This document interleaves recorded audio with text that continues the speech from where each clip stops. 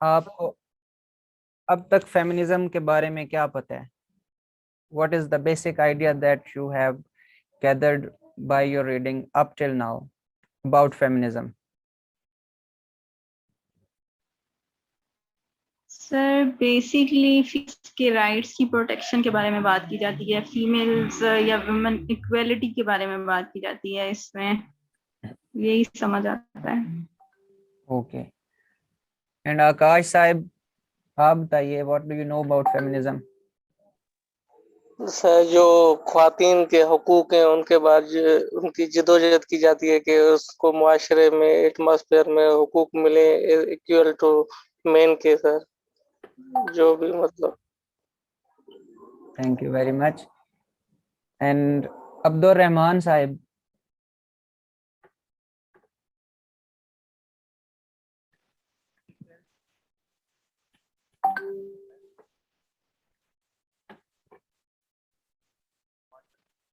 Rizwana Sarfaraz, what do you know about feminism? Sir basically rights की बात होती है, इक्वालिटी की बात होती है कि उन्हें भी इक्वली अपॉर्चुनिटीज दी जाएं, और इस तरह की चीज़ें ही हैं इसमें। राइट्स की बात होती है, बस फ्रीडम उन्हें भी मिलनी चाहिए। एज ए सोशियोलॉजिस्ट, फेमिनिज्म आपके लिए क्यों इम्पोर्टेंट है? What is so special about the relationship between sociology and feminism?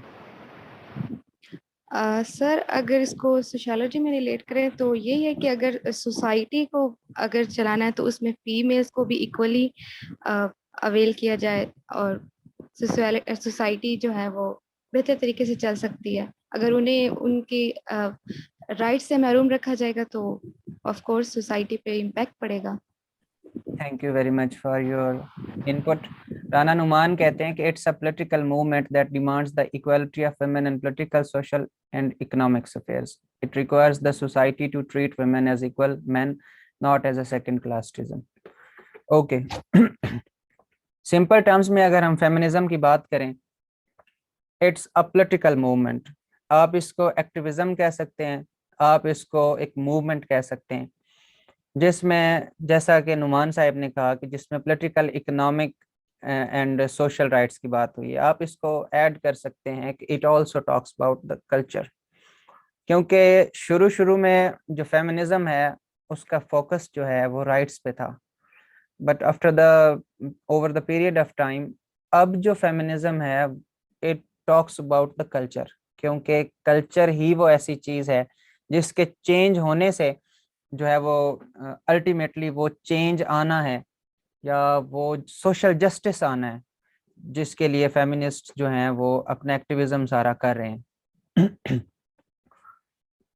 तो सिंपल टर्म्स में हम कह सकते हैं कि it's a movement for the rights of women. और वो राइट्स कौन से हैं? पॉलिटिकल, इकोनॉमिक, हर किस्म के वो rights, and they also extend to even their bodies. ये बड़ा हॉट टॉपिक है ऐसे के लिए, और फेमिनिज्म के रिलेटेड पहले वुमेन के रिलेटेड आया करता था ऐसे। वुमेन के बारे में कुछ gender equality is a myth, ये कई दफा पेपर्स में आया है। इसके अलावा इसके अलावा और क्वेश्चन आया है कि आपके जो फीमेल स्पोर्ट्स पर्सन है वो पाकिस्तान के सॉफ्ट इमेज की एम्बेसडर्स हैं, ये भी एक साल ऐसे में आया है। तो अगर वो इस तरह क्वेश्चन पूछ ले कि फीमेल जो है आपकी जो विमेन स्पोर्ट्स पर्सन है वो पाकिस्तान के सॉफ्ट इमेज की एम्बेसडर्स हैं, तो बेसिकली पूछा तो उसने बड़ा एक लिमिटेड सा एरिया है कि स्पोर्ट्स विमेन क्या कर सकती हैं। What is the role of, यार ये अपने माइक्स ऑफ रखें, आपको कितने दफा बताया जाता है ये। नूर कहती हैं doctrine that advocates equal rights of women. जी बिल्कुल ठीक है। तो अगर उसने ये कहा है कि वुमेन जो हैं वो हैं एम्बेसडर्स पाकिस्तान के सॉफ्ट इमेज की, उसने बेसिकली तो रोल ऑफ स्पोर्ट्स वुमेन पूछा है। लेकिन हम पूरा एक केस बिल्ड करेंगे कि what went wrong with the image of Pakistan, क्योंकि हमने किसी तरह उसको पूरी बात बतानी है। वो हमसे अगर सिर्फ ये कहता है कि पाकिस्तान के इमेज की जो है वो एम्बेसडर्स हैं वुमेन, स्पेशली स्पोर्ट्स वुमेन, तो वो कहना ये चाह रहा है कि एक ऐसी सोसाइटी जहाँ पे विमेन जो है वो ऑप्रेस्ड हैं, they are oppressed by the evil customs, they are not treated equally, and there are countless kinds of violence directed against women.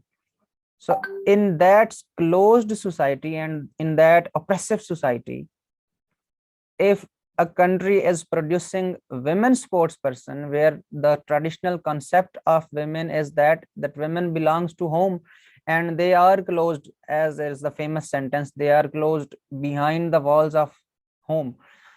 तो इन दैट केस अगर एक कंट्री ऐसी खवातीन पैदा कर रहा है which are coming into an area which is considered to be male dominated, so that means there is some kind of visible change going on in that society. तो अगर वो कह रहा है कि पाकिस्तान का इमेज जो है वो बेहतर करेंगी, तो उसने ये आप पे है, मैंने इससे अपने लेक्चर की एग्जांपल इस वजह से लिया, शुरू इस वजह से किया है इस स्पेसिफिक टॉपिक से, कि समटाइम्स आपको फील हो रहा होता है कि इस पे अब हम क्या लिखें, इसमें तो उसने सिर्फ स्पोर्ट्स वेमेन की बात कर दी है, तो हमारे पास लिखने का रूम बहुत कम है। आशिक आप दोबारा ट्राई कीजिए, मैंने जो रिसेंट न्यू लिंक भेजा है उसको ज्वाइन करने की दोबारा ट्राई करें।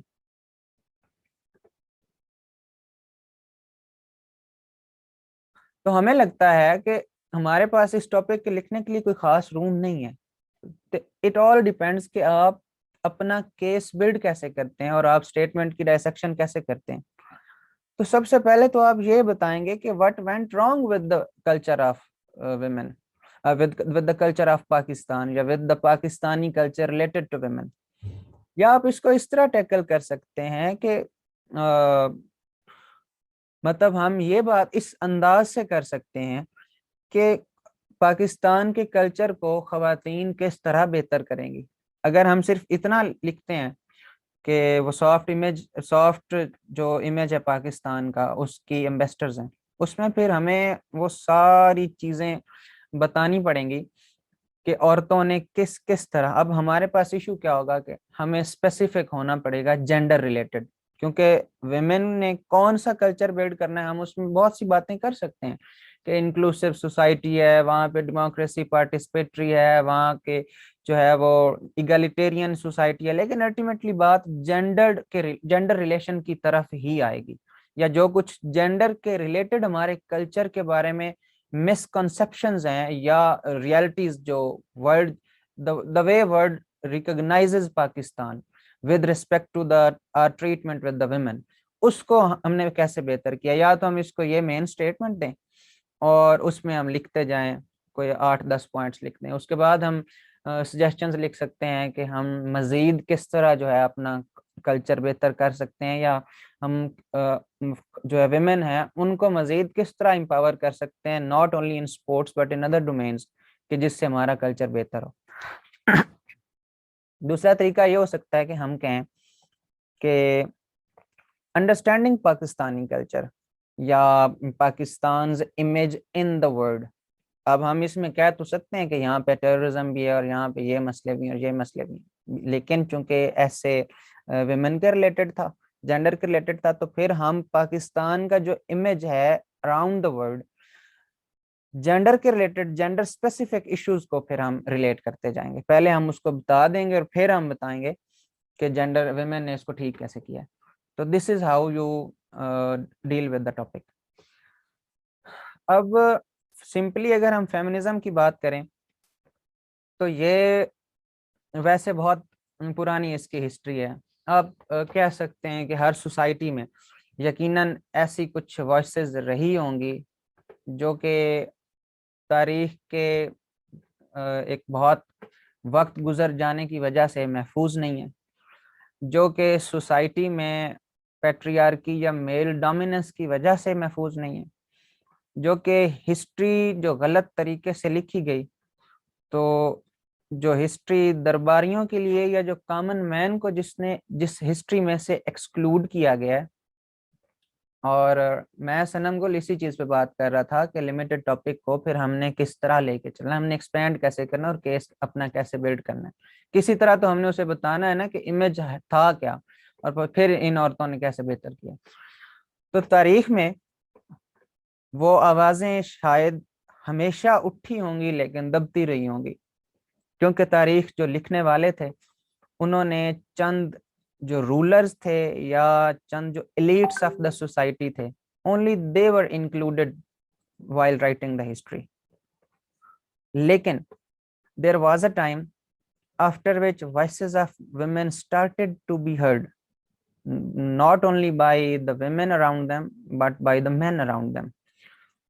And there was a time कि जब ये आवाजें तेज होती गईं और इन्होंने जो है बेहतरीन कुछ जराए अपनाए जिससे औरतों की आवाज सोसाइटी में फैल सके। तो ये है फेमिनिज्म के इन्होंने बाकायदा एक पॉलिटिकली इस चीज को परस्यू किया, उसमें इन्होंने अपने स्लोगन्स डिजाइन किए, इन्होंने बाकायदा जो है वो पार्लियामेंट्स के बाहर मुजाहरे किए। जो चंद शुरू की फेमिनिस्ट थी उन्होंने बहुत अच्छी राइटिंग्स प्रोड्यूस की।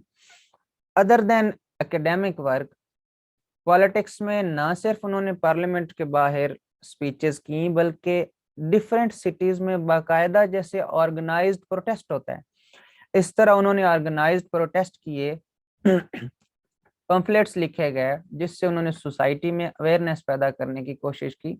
फिर मैंने आपको कश्मीर इशू में लॉबिंग की बात की थी, तो उस वक्त के जो कुछ लेजिस्लेटर्स थे, जो पार्लियामेंटेरियंस थे या उनके जो मुकन्नना में जो लोग बैठे होते थे, उनकी विमेन, उनकी जो खवातीन जो कि खुद पढ़ी लिखी थी, उन्होंने उन लोगों को इस इशू के बारे में सेंसिटाइज करना शुरू कर दिया। फिर उसमें कुछ रिलीजियस मूवमेंट्स थी, जैसे कैल्विनिस्ट थे, जैसे क्वैकर्स थे, ये बेसिकली क्रिश्चियंस की डिफरेंट जो है वो सेक्ट्स कह लें आप। क्वैकर्स थे, कैल्विनिस्ट थे, उसके अलावा ये प्रोटेस्टेंट्स थे। तो इनमें से कुछ लोगों ने जो है ये बिलीव करते थे ह्यूमन इक्वालिटी पे, तो उन्होंने ये बात की कि तो इस तरह क्या हुआ कि जो फेमिनिस्ट मूवमेंट है जो कि इन्फेंसी में अभी उसको पता नहीं था कि अपनी बात किस तरह फैलानी है, तो feminist movement actually found profound supporters in some other movements. तो ये मूवमेंट्स आपस में इंटीग्रेट होते गई और फिर एक वक्त आया कि और जो फेमिनिस्ट औरतों की तादाद बहुत ज़्यादा बढ़ गई और फिर इन्होंने बाकायदा बड़े बड़े प्रोटेस्ट किए, मुजाहरे किए, एंड दिस इज़ हाउ उनके जो है वो नज़रियात फैलना शुरू हुए। तो हमने देखा कि फेमिनिज्म किस तरह आहिस्ता आहिस्ता इसने पेस पकड़ा। तो जो पहली वेव है फेमिनिज्म की, उसमें अगर हम बात करें तो वो सिंपली इक्वालिटी की बात करते थे और बेसिक फंडामेंटल ह्यूमन राइट्स की बात करते थे। मतलब उनकी बात यहाँ से शुरू हुई थी कि why don't you consider women as equal humans, खवातीन भी बराबर की इंसान है, that is why they are entitled to equal rights. तो उसमें क्विकली मैं आप लोगों को बताऊंगा कि पॉलिटिकली उन्होंने वोटिंग राइट तलब किया कि खवातीन को वोटिंग राइट दिया जाए, राइट टू इनफ्रेंचाइज। फिर उन्होंने जो है बाद में तो वो उन्होंने राइट टू कंटेस्ट इलेक्शंस की भी बात हो गई। इकोनॉमिकली उन्होंने कहा कि हमें राइट टू प्रोफेशन, हमें जो है वो प्रोफेशन का राइट दिया जाए। मतलब विमेन आर, अगर हम बात करें यूके की बात करें या जो पावर्स थी यूरोप में, स्पेन था, पुर्तगीजी थे, नीदरलैंड था, उसके अलावा फ्रांस था, ब्रिटेन था, और फिर जो ब्रिटेन की जो 13 कॉलोनीज बनी यूएस में। तो ये जो कंटिनेंटल अमेरिका है और जो यूरोप है, अगर हम इन पूरे 2 कंटिनेंट्स की बात करें तो वहां पे भी ट्रेडिशनली विमेन के बारे में बिल्कुल एग्जैक्टली यही कंसेप्ट था जो कि अब समझा जाता है। अगरचे इस्लाम ने तो औरत को बहुत एम्पावर किया, और अगर हम उस दौर में बहुत पीछे अगर इस्लामिक इरा में, गोल्डन इस्लामिक इरा में चले जाएं, तो वहां पे तो आप देखें ये यूनिवर्सिटी जो है, पहली यूनिवर्सिटी जिसने बाकायदा डिग्रीज दी वो फातिमा अल फेहरी नामी खातून की, मोरक्को में आई है, उसने यूनिवर्सिटी बनाई। उस यूनिवर्सिटी से निकल के फिर अल अजहर यूनिवर्सिटी बनाई गई जो उसके पढ़े लिखे लोग थे। फिर अल अजहर से जो लोग पढ़े थे उन लोगों ने यूरोप में एक यूनिवर्सिटी बनाई जो कि यूरोप की पहली यूनिवर्सिटी कंसीडर होती है।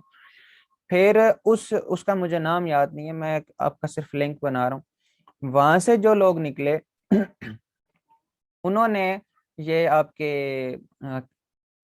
इसको ऑक्सफोर्ड बनाई, और फिर ऑक्सफोर्ड से जो लोग निकले, चंद एक आइडियोलॉजिकल उनके थे इश्यूज, उन्होंने फिर कैम्ब्रिज और हार्वर्ड और इस तरह ये फिर सारी बनती गई।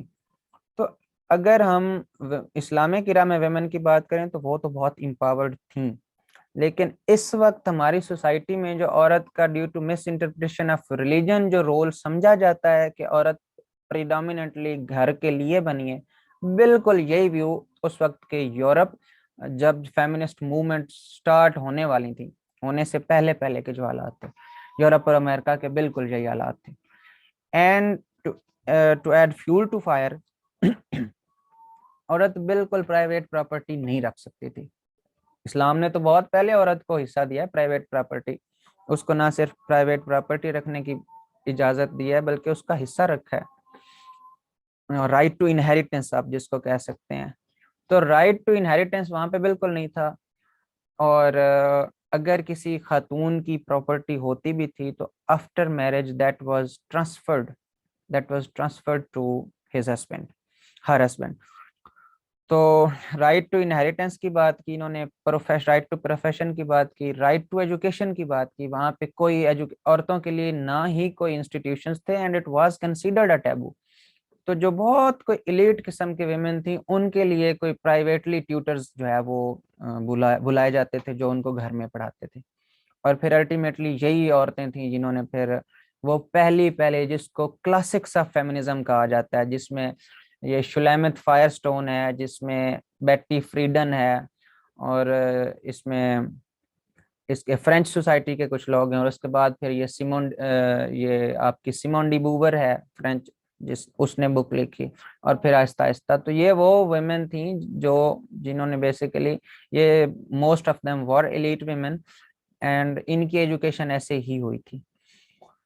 तो बेसिक राइट्स इन्होंने मांगे, राइट टू बर्थ, राइट मतलब उस वक्त ये था कि ऑन एवरेज जो है एक खातून जो है वो 5-5 बच्चे पैदा करती थी, तो उनको इस तरह का कोई कंट्रोल नहीं था, और ऐसी बहुत सारी बातें थी। तो फर्स्ट मूवमेंट जो थी, फर्स्ट फेमिनिस्ट मूवमेंट जो थी, इसने इक्वालिटी की बात की और इसने राइट्स की बात की, फंडामेंटल ह्यूमन राइट्स की बात की। और आप उनको बेशक जितना एक्सपेंड करते जाए, उसमें आप इकोनॉमिक राइट्स भी कहते हैं, आप उसमें पॉलिटिकल राइट्स भी कहते हैं, आप उसमें एजुकेशनल राइट्स भी कहते हैं, आप उसमें प्रोफेशनल राइट्स भी कहते हैं। सेकंड मूवमेंट, फर्स्ट मूवमेंट ने सब्सटेंशियल गेन्स अचीव की। उसकी रीजन ये है कि प्रो वुमेन लेजिस्लेशन शुरू होनी है, and this is the spirit of any political activism. देखें, फेमिनिज्म के साथ आजकल जो मसला है वो मसला भी यही है कि, सॉरी एक्सक्यूज मी,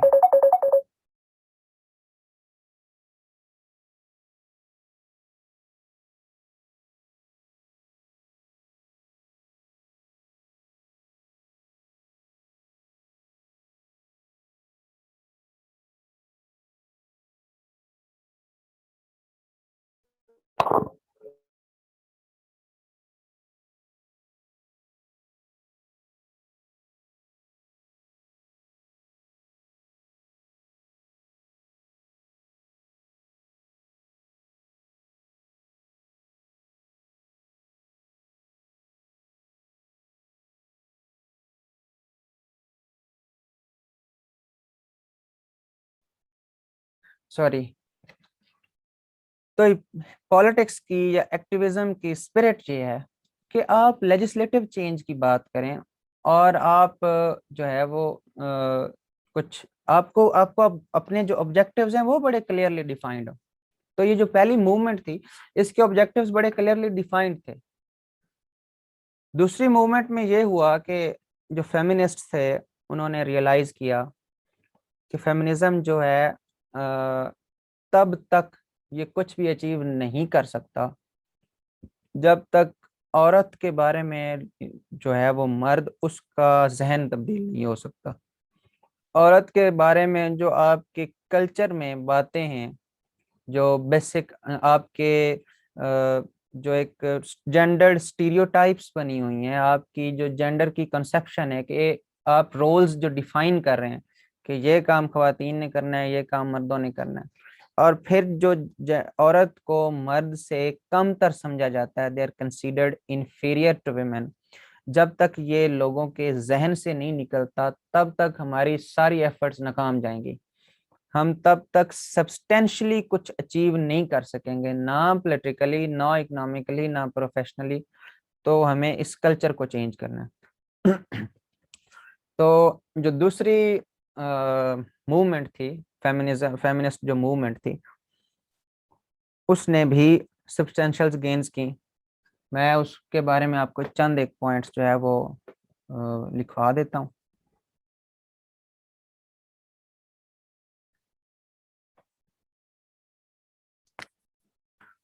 इसमें इनका एक तो स्लोगन था, पर्सनल इज पॉलिटिकल। दूसरा इनका स्लोगन था, दूसरा जो इनका मेन एजेंडा था वो पैट्रियार्की था। तीसरी जो इनकी बात थी वो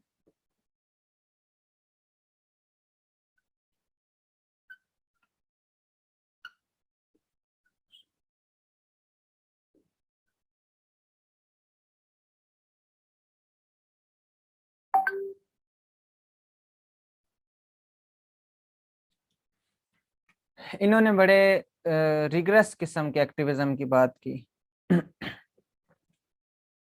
अदर देन दैट,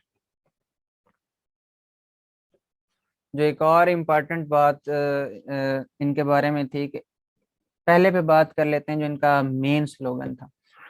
वो ये कहते थे कि जो पैट्रियार्की है ये बहुत ज्यादा सोसाइटी में डीप रूटेड है।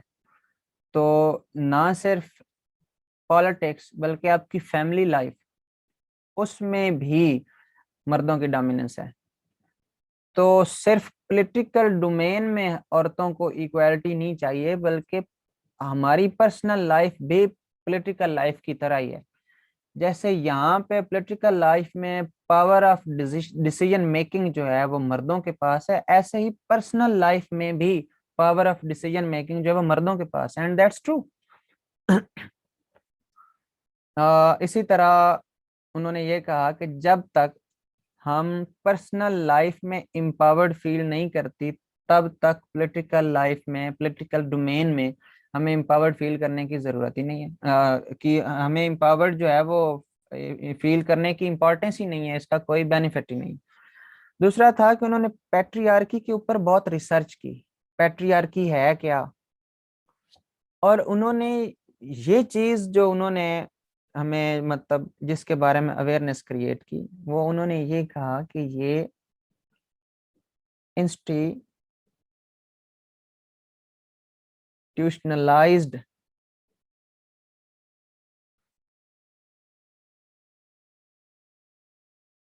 डोमिनेंस ऑफ मैन,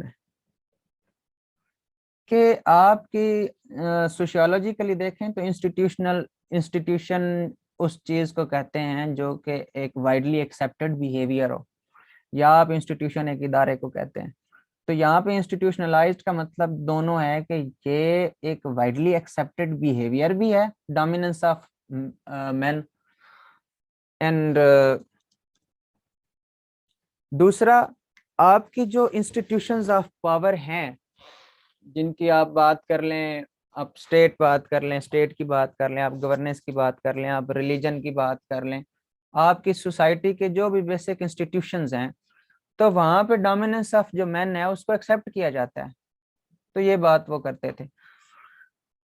ये था रिन्यूड फोकस ऑन एक्टिविज्म। उन्होंने कहा कि हमें मतलब निकल आओ बाहर। तो ये इन्होंने बम शम भी फेंके थे। इसमें सफरेजिस्ट थे जो कि खाली सिर्फ जो है ना वो सफरेज के हक में थे और वो वुमेन की सफरेज मांगते थे। तो जब जो सफरेजिस्ट थे उनसे इंस्पायर होके इन्होंने फिर जो है रेडिकल फेमिनिस्ट थे, इन्होंने फिर काफी प्रोटेस्ट वगैरह, और इस चीज की, क्योंकि इस चीज की इंपॉर्टेंस की इन्हें समझ आ गई। और जो फोर्थ बात थी वो थी वुमेन्स लिबरेशन। इन्होंने कहा कि हमें तो मुकम्मल लिबरेशन चाहिए, मर्द के साथ रहना ही नहीं है। हमें मर्द के साथ नहीं रहना, और तमाम वो इंस्टीट्यूशंस जिनमें मेल डोमिनेंस है वहाँ उनसे हमारा कोई ताल्लुक नहीं है। हमने शादी नहीं करनी, हमने चाइल्ड कैरिंग नहीं करनी, हमने फिजिकल रिलेशंस नहीं रखने, जो एक इंस्टीट्यूशन ऑफ मैरिज है उस पर उन्होंने बिलीव नहीं किया। तो इस तरह उन्होंने रेडिकल चेंज की बात की। तो उन्होंने औरतों की लिबरेशन और कंप्लीट सेपरेशन की बात की। लेकिन इसके कुछ इम्पैक्ट्स हुए, but this was the time जहां से आपका फेमिनिज्म बिगड़ना शुरू हो गया।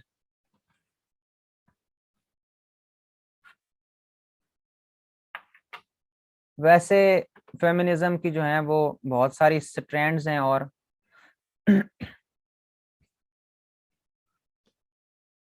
अब आते हैं हम मौजूदा हालात पे।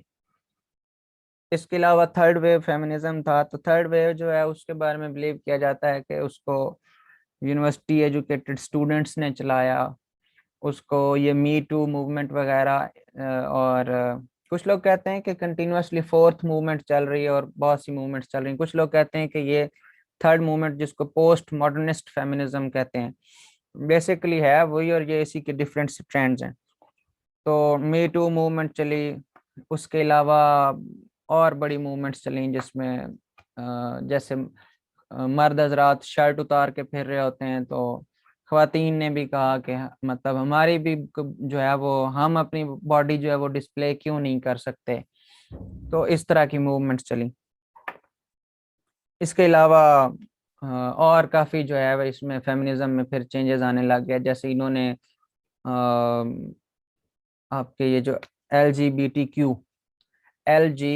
क्यू, तो ये एक मूवमेंट थी जिसमें उन्होंने शामिल किया और भी डिफरेंट स्ट्रैंड्स को। तो इस फेमिनिज्म की मैं बात कर रहा था कि पहले पहले क्या हुआ कि फेमिनिज्म के साथ सिर्फ चंद एक रिलीजियस मूवमेंट्स थी जिन्होंने उनको किसी हद तक सपोर्ट किया। अब फेमिनिस्ट ने क्या किया कि अब they started to align themselves, they started to entrench themselves in other movements. तो उन्होंने कोऑपरेशन बिल्डिंग की बात की। तो पोस्ट मॉडर्निस्ट फेमिनिज्म की एक ये बात भी है कि उन्होंने डिफरेंट मूवमेंट्स के साथ, अब इस वक्त तो आप देखें तो जैसे मार्क्सिज्म, जैसे मार्क्सिस्ट हर चीज में घुसने की कोशिश करते हैं, इसी तरह जो फेमिनिस्ट हैं वो भी बाकी तमाम पॉलिटिकल मूवमेंट्स, बाकी तमाम जो सोशल जस्टिस की मूवमेंट्स हैं, ह्यूमन राइट्स की मूवमेंट हैं, मिसाल के तौर पे ग्रीन एनवायरमेंटलिस्ट जो हैं वो उनकी मूवमेंट में खुद को घुसाते हैं। तो हर किस्म की मूवमेंट्स के साथ उन्होंने कोऑपरेशन कोलिशन बिल्डिंग का काम शुरू कर दिया। अब मसला क्या है कि आप लोग मुझे, आप सब ने, मैंने आपसे इसी वजह से ये स्टार्ट में क्वेश्चन किया कि व्हाट इज फेमिनिज्म। जो आप फेमिनिज्म मुझे बता रहे थे ये 1960s 90s 20s 30s 60s 70s का फेमिनिज्म है। अब ऐसा फेमिनिज्म एग्जिस्ट नहीं करता। इस वक्त आप फेमिनिज्म की कोई यूनिवर्सल डेफिनेशन दे ही नहीं सकते। हर बंदे के लिए कुछ अलग फेमिनिज्म है। तो चूंकि अब हम मेन टॉपिक की तरफ आ रहे हैं, तो आप लोग जो हैं वो अपने अपने खलील रहमान कमर और अपने अपने मारवी सरमन जो है आपने एक दफा होल्ड पे रखने। After that we can have a little discussion over it. तो मुझे ये बताएं फेमिनिज्म क्या है, क्या फेमिनिस्ट कहते हैं आप। फेमिनिस्ट जो हैं, मैं इस पे क्रिटिसाइज नहीं कर रहा, पॉइंट मेरा ये है कि ये आइडियोलॉजी जो है वो इस हद तक कंफ्यूज हो चुकी है कि इसमें बहुत अच्छी बातें भी हैं और इसमें बहुत घटिया बातें भी हैं। और आयरनी ये है कि इसमें जो बहुत अच्छी और बहुत जस्टिफाइड बातें हैं, आप एक ऐसी सोसाइटी जो कि औरत को बराबर का इंसान नहीं समझती, वहां पे ऐसे स्लोगन्स आके यूज कर रहे हैं आप। मुझे, आपको पता है मर्द बैठे होते हैं तो वो कोई खास ख्याल नहीं रखते, वो जैसे बैठे हुए हैं वो बैठे हैं। तो एक औरत बैठी होती है तो उसको अपने आप को बड़ा समेट के बैठना पड़ता है। तो ये क्यों है कि एक औरत को क्यों समेट के बैठना पड़ता है और एक मर्द को क्यों नहीं समेटना चाहिए। तो जैसे वो पिछले कुछ अरसे में प्ले कार्ड्स में एक बड़ा प्ले कार्ड मशहूर हुआ था, ये फेमिनिस्ट जो अपना ये डे सेलिब्रेट करते हैं, उसमें कि लो बैठ गई मैं सही से। तो अब बात उसमें बेचारी की मतलब गलत नहीं है कि यार वो भी इंसान है और वो इसी सोसाइटी में एग्जिस्ट कर रहे हैं और वो भी आपकी तरह अपना आप ढांप के फिर रहे हैं। अगर किसी वक्त वो ठीक तरह से खुद को बेचारी कोई औरत नहीं समेट के बैठी, तो आपके लिए ये आपका फर्ज नहीं बनता कि आप उसके ऊपर आवाजें कसें या आप उसके रिलेटेड बातें करना शुरू कर दें कि ये ऐसे बैठी है। और ये ऐसी बातें अनफॉर्चुनेटली कि जो आप सब लोगों ने कभी ना कभी कहीं ना कहीं जरूर सुनी होगी। किसी खातून के चलने के अंदाज पे बात की गई होगी, किसी के ड्रेस पे बात की गई होगी, किसी के बैठने पे बात की होगी। मतलब होना तो ये चाहिए था कि वो जो जिस औरत ने प्ले कार्ड उठाया हुआ था, वो बजाय ये स्लोगन लगाने के कि लोस बैठ गई मैं सही से, वो ये स्लोगन लगाती कि मर्द हजरात अपने शलवार में जिप ना लगवाएं। जो ये मर्द हजरात अपना ऐसे कमीज उठा के और फिर शलवार की जिप से वो उसको खोल के सरेआम और वो खोल रहे होते हैं। तो अब मसला क्या है कि आप उस सोसाइटी की औरत हैं जिसमें आपको बराबर का इंसान बहुत सारे लोग नहीं समझते। तो उस सोसाइटी में अगर आप ऐसा पोस्टर या ऐसा प्ले कार्ड यूज करेंगी तो उसको वेलकम नहीं किया जाएगा। तो आप बड़े अच्छे तरीके से उसको, अब जो बेसिक खवातीन की डिमांड्स हैं या जो बेसिक उनके प्रॉब्लम्स हैं उनके बारे में अवेयरनेस क्रिएट कर सकते हैं। तो फेमिनिज्म में बहुत सारी अच्छी बातें भी हैं और चंद बुरी बातें भी हैं। और जो अच्छी बातें हैं उनको अनफॉर्चुनेटली सही तरीके से पोर्ट्रे नहीं किया जाता, जिस वजह से फिर हमारे जो पैट्रियार्कल माइंड्स हैं उनको फिर बात करने का मौका मिल जाता है। और वो जैसे खलीलुर रहमान कमर साहिब हैं और ऐसे बहुत सारे लोग जो कि मेरे शक्ल में, मेरे रूममेट की शक्ल में, लाइब्रेरी में मेरे हजारों दोस्तों की शक्ल में जो खलीलुर रहमान कमर फिर रहे हैं, वो क्यों फेमिनिज्म को क्रिटिसाइज करते हैं? मसला ये है कि यहाँ की औरत चाहे कुछ अच्छा भी मांग रही है, उनको वो नजर आ रहा है कि वेस्ट की औरत जो कह रही है कि हमें जो है वो सेम जेंडर से सेक्स अलाउ किया जाए, जो लेस्बियंस का कल्चर है और गेज का कल्चर, उनको वो नजर आता है। तो फेमिनिज्म, अब ये बताएं कि क्या किसी कंट्री में कोई ऐसा फेमिनिस्ट एग्जिस्ट करता है, फेमिनिज्म एग्जिस्ट करता है जो कि क्लियरली डिफाइन कर सके कि हमारा एजेंडा क्या है? तो फेमिनिज्म के साथ मसला ही ये चल रहा है कि इसने इतनी एक आइडियोलॉजीज को कंबाइन कर लिया है और इतनी एक इसमें कंफ्यूजन आ चुकी है कि हर बंदे का फेमिनिज्म अलग है। आप मुझसे पूछें, मेरा फेमिनिज्म अलग है। शायद मैं कहूँ कि मेरे नज़दीक फेमिनिज्म ये है कि हमारे पाकिस्तान की जो औरत के मसाइल, अगरचे बहुत सारे मसाइल, most of the problems of women are universal in nature. वो चाहे पाकिस्तान की है, अफगानिस्तान की है या यूएसए की है, तो बहुत सारे मसाइल सेम। लेकिन कुछ इश्यूज हैं जो कि कल्चर स्पेसिफिक या कंट्री स्पेसिफिक हैं या कि रीजन स्पेसिफिक हैं। तो आप एक खास इलाके, जगह या कल्चर की औरत के जो मसाइल हैं उनको डील करने के लिए जो पॉलिटिक्स है वो फेमिनिज्म। मिसाल के तौर पे मैं ये कहूँगा, एक बंदा होगा जिसके नज़दीक फेमिनिज्म ये होगा कि औरत और मर्द जो हैं वो 100% इक्वल हैं, उनकी ये जो बॉडी के डिफरेंसेस हैं ये नेग्लिजिबल हैं, ये खुदा ने बनाया है सिवाय उस बॉडी के डिफरेंस के उनके अंदर। और why feminism has become a confused ideology? confused इसी वजह से है कि पोस्ट मॉडर्निस्ट फेमिनिज्म की एक कैरेक्टरिस्टिक्स थी कि इसने हर स्ट्रैंड के और हर ओपिनियन के लोगों को इकट्ठा किया। I would briefly discuss that what are those differences of ideology in feminism, or what are differences in different strands in feminism. मुख्तसरन बात की जाए तो इस वक्त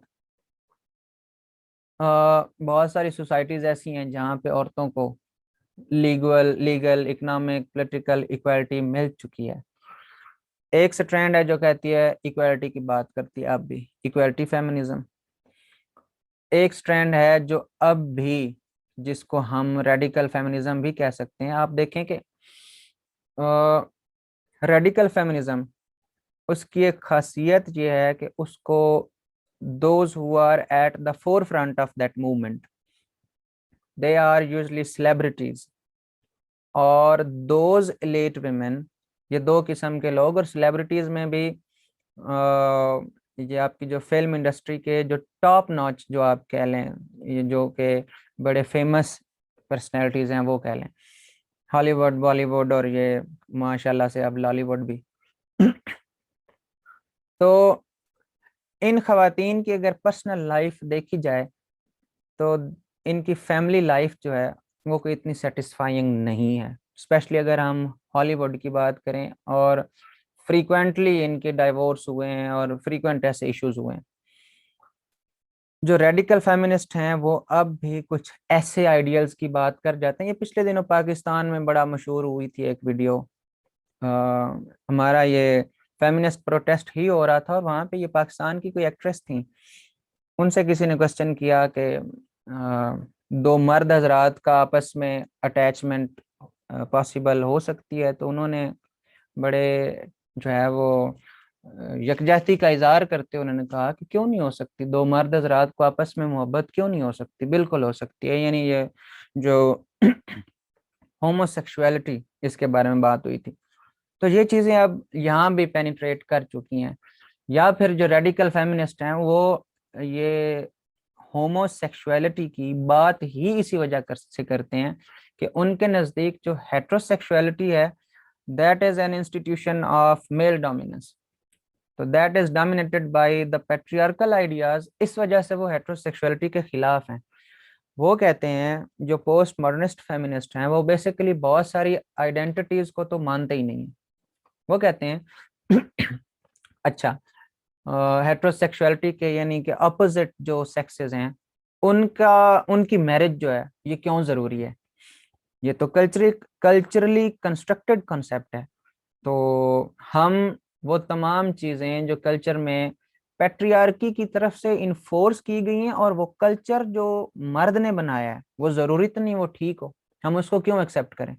तो इस वजह से रेडिकल फेमिनिस्ट जो है वो काफी लिबरेशन की और सेपरेशन की बात करते हैं। This is a type of feminism which is at continuous war towards the man, toward continuous war of genders. तो ये कंटिन्यूअस वॉर ऑफ जेंडर्स की बात करता है। इक्वालिटी फेमिनिज्म हो गया, रेडिकल फेमिनिज्म हो गया, उसके बाद पोस्ट मॉडर्निस्ट फेमिनिज्म हो गया। फिर आप उसमें अगर डिफरेंट रेडिकल फेमिनिज्म की आपस में दो टाइप्स हैं।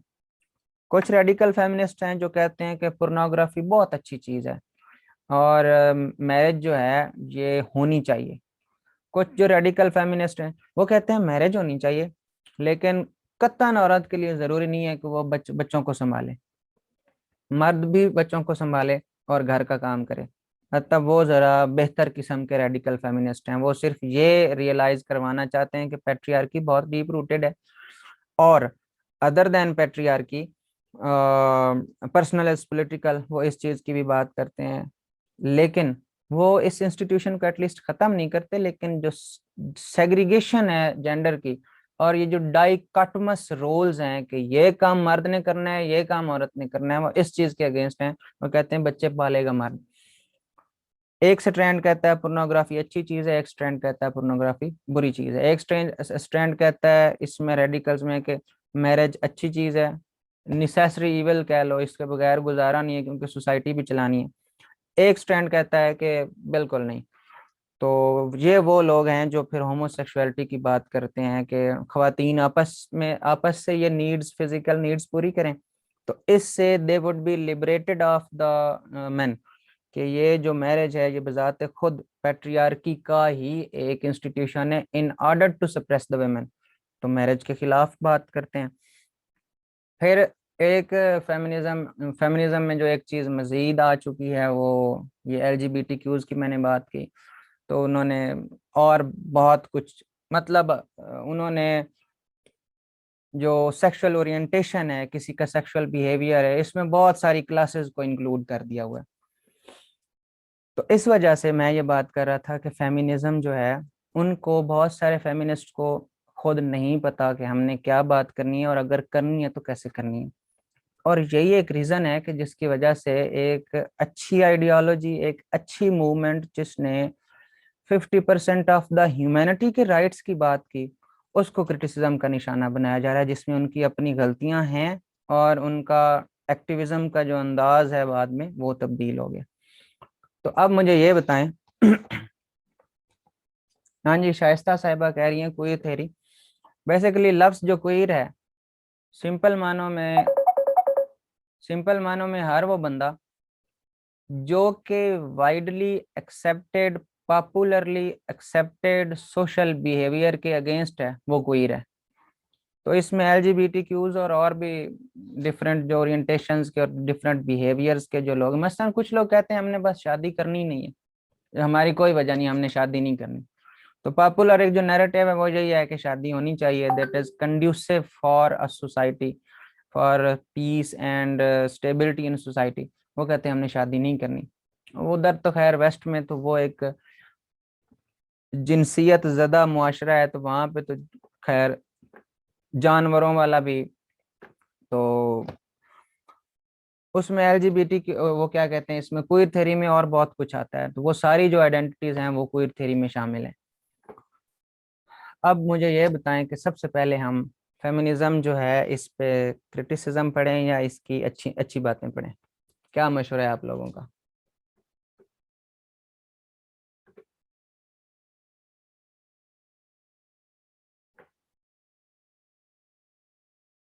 कासिम अली पॉजिटिव इम्पैक्ट्स, सनम साहिबा भी कहती हैं अच्छी बातें, पहले से ही क्रिटिसिज्म आ जाएगा तो और कुछ भी नहीं लगेगा। ओके लॉजिकली हमें पहले जो है वो इसकी अच्छी बातें ही पढ़नी चाहिए। उसकी वजह ये है कि मेरे जैसे तमाम खलीलुर रहमान कमर जिनको लगता है कि फेमिनिज्म जो है वो है ही बुरी चीज़, तो सबसे पहले चलें उनके कुछ नज़रियात बेहतर हो जाएंगे, तो उसके बाद फिर हम इसकी थोड़ी सी बुराइयां भी कर लेंगे। And today I have got the exclusive right कि मैं अच्छाइयाँ और बुराइयां करूं। उसके बाद आपकी ओपिनियन जो है वो ज़रूर ले ली जाएगी।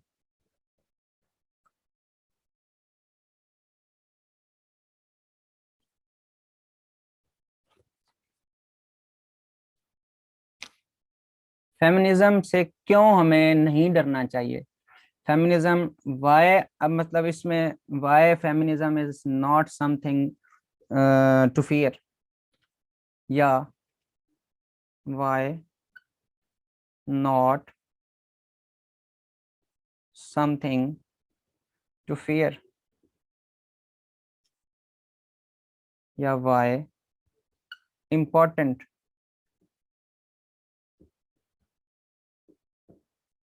is it still relevant? फेमिनिज्म से डरने की जरूरत क्यों नहीं है? फेमिनिज्म जरूरी क्यों है? क्या ये अब भी रेलेवेंट है? ये चंद थीम्स हैं कि जिससे हमें पता चलेगा कि फेमिनिज्म एक अच्छी चीज है, तभी तो हमें इसकी जरूरत है। इसको मैं मिटाने लगा हूं।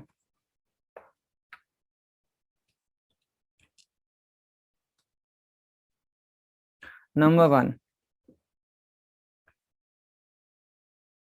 Equal rights.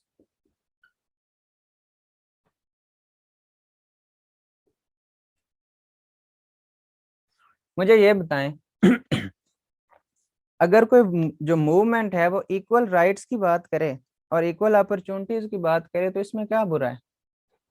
मतलब ये बात किसी तरह भी जस्टिफाई हो सकती है कि एक इंसान जो है उसकी बायोलॉजी डिफरेंट है, तो इस वजह से एक को तालीम का हक होना चाहिए, दूसरे को नहीं होना चाहिए।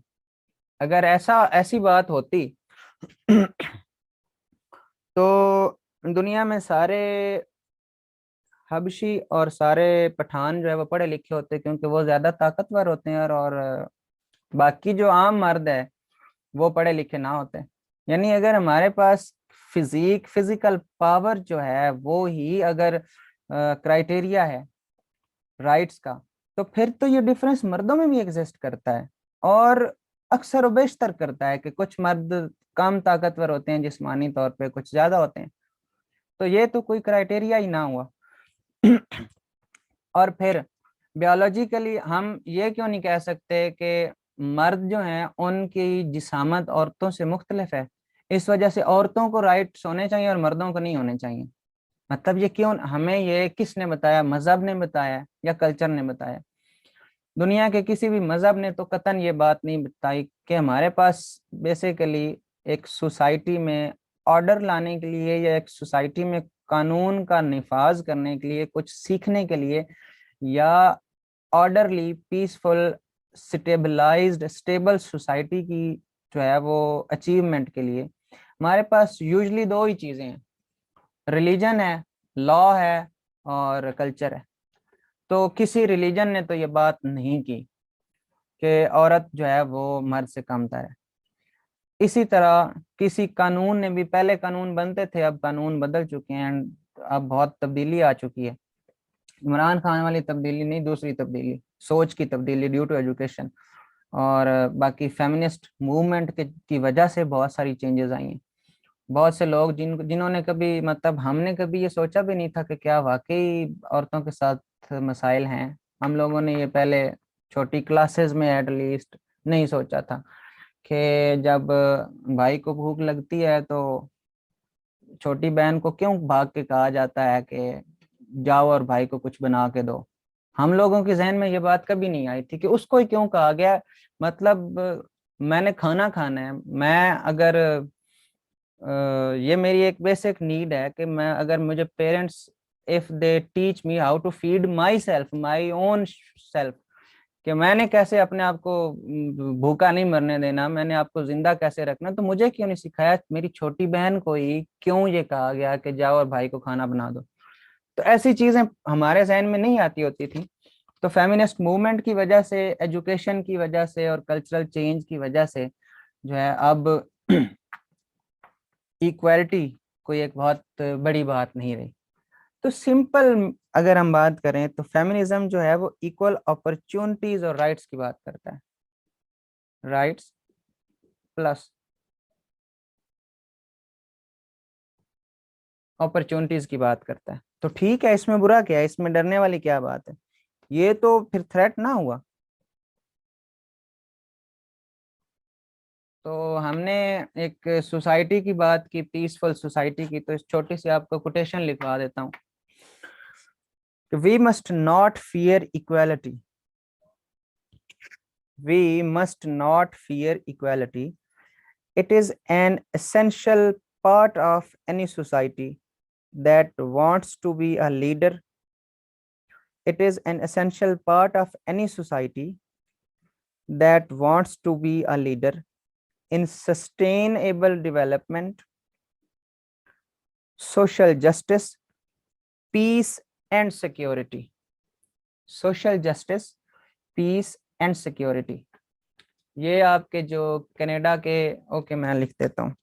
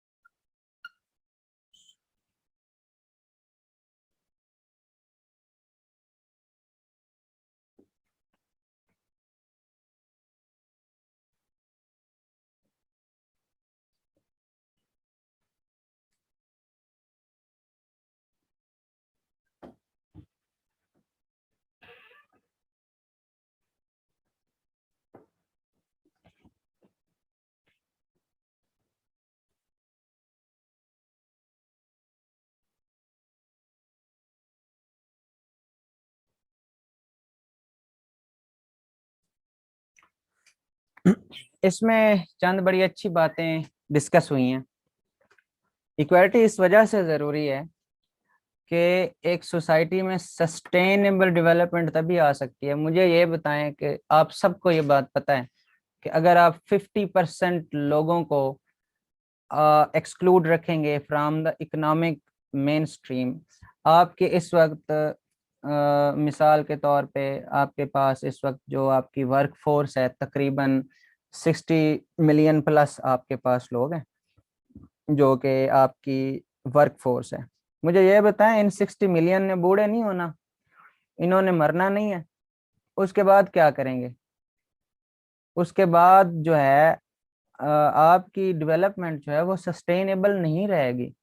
आप फिर उनके जो उनमें से पैदा होने वाले जो मेल्स हैं सिर्फ आप उनको ट्रेन करेंगे और उनको ट्रेन करने में बड़ा वक्त लगेगा, मार्केट नीड्स चेंज होंगी और 100 मसाइल होंगे, तो आपकी डेवलपमेंट सस्टेनेबल नहीं होगी। अगर आप साथ साथ खवातीन को भी नहीं ट्रेन कर रहे और उनको भी एजुकेट नहीं कर रहे और उनको इक्वल अपॉर्चुनिटीज और राइट्स नहीं दे रहे, और फिर सोशल जस्टिस, मुझे ये बताएं कि ये एक जस्ट सोसाइटी क्या है? ये इस वक्त की डिस्कशन नहीं है कि ये कोई आज लोग इसके बारे में बात करते हैं। आपके जो दुनिया के पहले पहले फिलोसफर्स हैं जो ग्रीक्स हैं, उन्होंने जस्टिस की बात की। उन्होंने कहा है कि स्टेट बनती ही गुड लाइफ के लिए है और जस्टिस के लिए है। तो जिस सोसाइटी में जस्टिस नहीं होगा, क्या एक स्टेटमेंट पिछले दिनों बड़ी मशहूर हुई थी कि empowerment of women is an index to human civilization, कि इंसान ने तरक्की कितनी की है, हम तहजीब याफ्ता कितना हुए हैं। औरत की तरक्की से पता चलता है, औरत की एम्पावरमेंट से पता चलता है कि हम आज से 2-3 हज़ार साल पहले की सोसाइटी में अब भी एग्जिस्ट कर रहे हैं या हम तरक्की कर चुके हैं। तो जस्टिस बहुत जरूरी है किसी भी सोसाइटी में, पीस और ऑर्डर के लिए, और सिक्योरिटी। तो सिक्योरिटी ये वो इसमें फिर बहुत सारी बातें आती हैं जो आपके डेमोक्रेट्स हैं वो बात करते हैं कि अगर खवातीन लीडर्स होंगी, मतलब मर्दों में जो है वो नेचुरली वायलेंट हैं। उसकी रीज़न ये है कि जनरेशन आफ्टर जनरेशन जो वॉर एंड डिफेंस है वो यूजली मर्दों से ही जो है, और उनकी ग्रूमिंग इस तरह हुई होती है, तरबियत इस तरह हुई होती है कि औरत हमेशा से दब गई और मर्द हमेशा से, मतलब जो मैस्कुलिनिटी जिसको कहते हैं, मैस्कुलिनिटी यही है ना कि मतलब आप एक चीज आजमा लें आपको जिंदगी में जब भी एक औरत को बताना हो कि तुम जो है वो क्या कहते हैं, ये तुम्हारी औरतों वाली हरकतें नहीं है, जब वो मर्दों वाला काम करेगी कोई भी या जो कि औरतों के लिए सोशली एक्सेप्टेबल बिहेवियर नहीं है वो अपनाएगी, तो उसको कहेंगे कि इसमें तो जो है वो हया ही नहीं है, शर्म ही नहीं है, औरतों वाली इसमें बात ही नहीं है। कभी कोई छोटी बच्ची बंटे खेलना शुरू कर दे या कोई क्रिकेट खेलना शुरू कर, तो ये इसके सारे काम ही लड़कों वाले। लेकिन आपको पता है कि मर्द को ताना किस चीज का दिया जाता है? एक मर्द को ताना दिया जाता है कि इसमें मर्दानगी नहीं है, तुम तो मर्द हो ही नहीं। एंड व्हाट इज दैट क्या मैं कहूँ, वो मैस्कुलिनिटी क्या है? मतलब नबी पाक फरमा रहे हैं कि पहलवान सबसे ताकतवर और सबसे बड़ा मर्द जो है वो है जो अपना गुस्सा काबू कर लेता है। और हमारे लिए एक्सेप्टेबल बिहेवियर वैसे मर्दानगी का कौन है कि जिसमें ताकत हो, जो है वो दूसरों को डरा सकता हो, जो दूसरों को दबा सकता हो, जो इन्फ्लुएंस कर सकता हो। तो ये डिफरेंस है तो चूंकि मर्द जो हैं वो डोमिनेटिंग कंपेटिटिव होते हैं, उनकी शुरू से ग्रूमिंग कंपटीशन की तरफ होती है, डोमिनेंस की तरफ होती है, एग्रेशन की तरफ होती है। तो इस वजह से अगर औरतें आपकी सिक्योरिटी पॉलिसी का हिस्सा हो तो वॉर वाकई ही खत्म हो जाती, कम होती है वॉर। और यही वजह है कि नॉर्डिक कंट्रीज में जहाँ पे जेंडर इक्वालिटी है, और इक्वालिटी से मुराद ये है कि वहाँ के तो पार्लियामेंट्स में तकरीबन बराबर बराबर तादाद होती है औरतों की, तो वो लोग पीस लविंग कंट्रीज हैं। इस वजह से पीस एंड सिक्योरिटी की बात हुई है। तो पहली बात कि भाई इस वजह से फेमिनिज्म बुरी चीज नहीं है क्योंकि ये इक्वालिटी की बात करता है ऑन मैनी ग्राउंड्स, और यहाँ पे जितने खलील रहमान कमर बैठे हुए हैं उनको ये बात पता होनी चाहिए कि रियासत मदीना कोई बहुत बड़ी रियासत नहीं थी। मतलब that was a city state in the start. वो उसको एम्पायर बनने में, इस्लामिक एम्पायर बनने में तो बड़ा वक्त लगा। हजरत उमर रजी अल्लाह तआला अन्हु के दौर में फतुहात हुई हैं, लेटर खुलफा के दौर में हुई। उससे पहले क्या था, आप देखें कि उससे पहले नबी पाक सल्लल्लाहु अलैहि वसल्लम के दौर में Medina was a city state और बड़ा बड़ी छोटी सी वो रियासत थी। तो उसमें जितनी एक औरतें थीं, अब मतलब हमारे अब तो पॉपुलेशन बहुत ज्यादा इंक्रीज कर गई है, तो उस वक्त अगर एक औरत जो है वो इमाम समझी जा रही है, उससे आके बड़े बड़े साहबा मसाइल पूछते हैं। एक औरत है जो इतनी बड़ी तिजारत संभाल के बैठी हुई है, एक औरत है जो तालीम का काम कर रही है, एक औरत है जो जंगें लड़ रही है मर्दों के साथ मिलके, एक औरत है जो नर्सिंग कर रही है। मतलब कोई ऐसा काम रह नहीं गया जो औरत ने ना किया हो। तो इससे ज्यादा इक्वालिटी क्या होगी। इस वजह से इक्वालिटी में कोई बुराई नहीं है। अगर किसी के मर्दाना जज्बात को इससे बहुत शदीद तकलीफ पहुंचती है, ठेस पहुंचती है किसी को, तो उसको ये पता होना चाहिए कि रिलीजन में इक्वालिटी दी गई है और रियासत मदीना में इसको प्रैक्टिस किया गया है। दूसरी बात,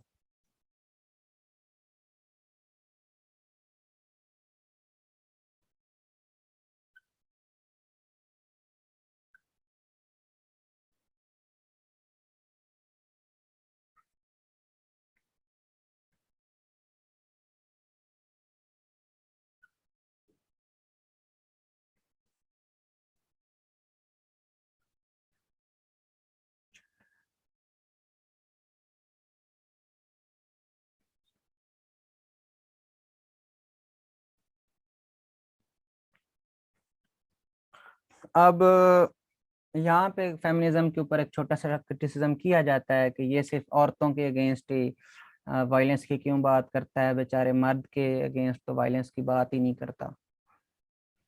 तो इसमें ये है दो बातें। ये चीज बेसिकली हमने क्रिटिसिज्म में देखनी थी कि मर्द के ऊपर ऐसा बहुत काम होता है कि औरत वायलेंस करे, आटे में नमक के बराबर है, सिवाय इसके कि उसकी बातें ही इतनी शदीद हों कि मर्द कहे कि इससे अच्छा था मुझे गोली मार दी होती, लेकिन ये बात ना की होती है। जो कि कुछ औरतें ऐसी होती हैं जो कि, वो एक अरबी ने भी कहा था अपने बच्चों को कि 6 किस्म की औरतों से शादी न करना, उनमें एक थी वो जो बहुत शिकायत करती है। तो that was just a joke. तो जो मर्द हैं उनके ऊपर वायलेंस औरतें बहुत कम करती हैं, मर्दों के ऊपर भी वायलेंस मर्द ही करते हैं। तो इस वजह से फेमिनिस्ट का क्या कसूर है। वो मर्दों के फेमिनिज्म की क्या, मर्दों के ऊपर होने वाली वायलेंस की क्या बात करें, वो तो खुद मर्दों से वायलेंस सह रही हैं। तो अगरचे वो आगे डिफेंड करते हैं फेमिनिस्ट के, भाई हम तो जेंडर की बात करते हैं, हमने इसको स्पेसिफिक नहीं किया, हमने इसको सिर्फ वेमेन तक नहीं किया रेड्यूस के सिर्फ हम वेमेन के अगेंस्ट वायलेंस की बात करते हैं।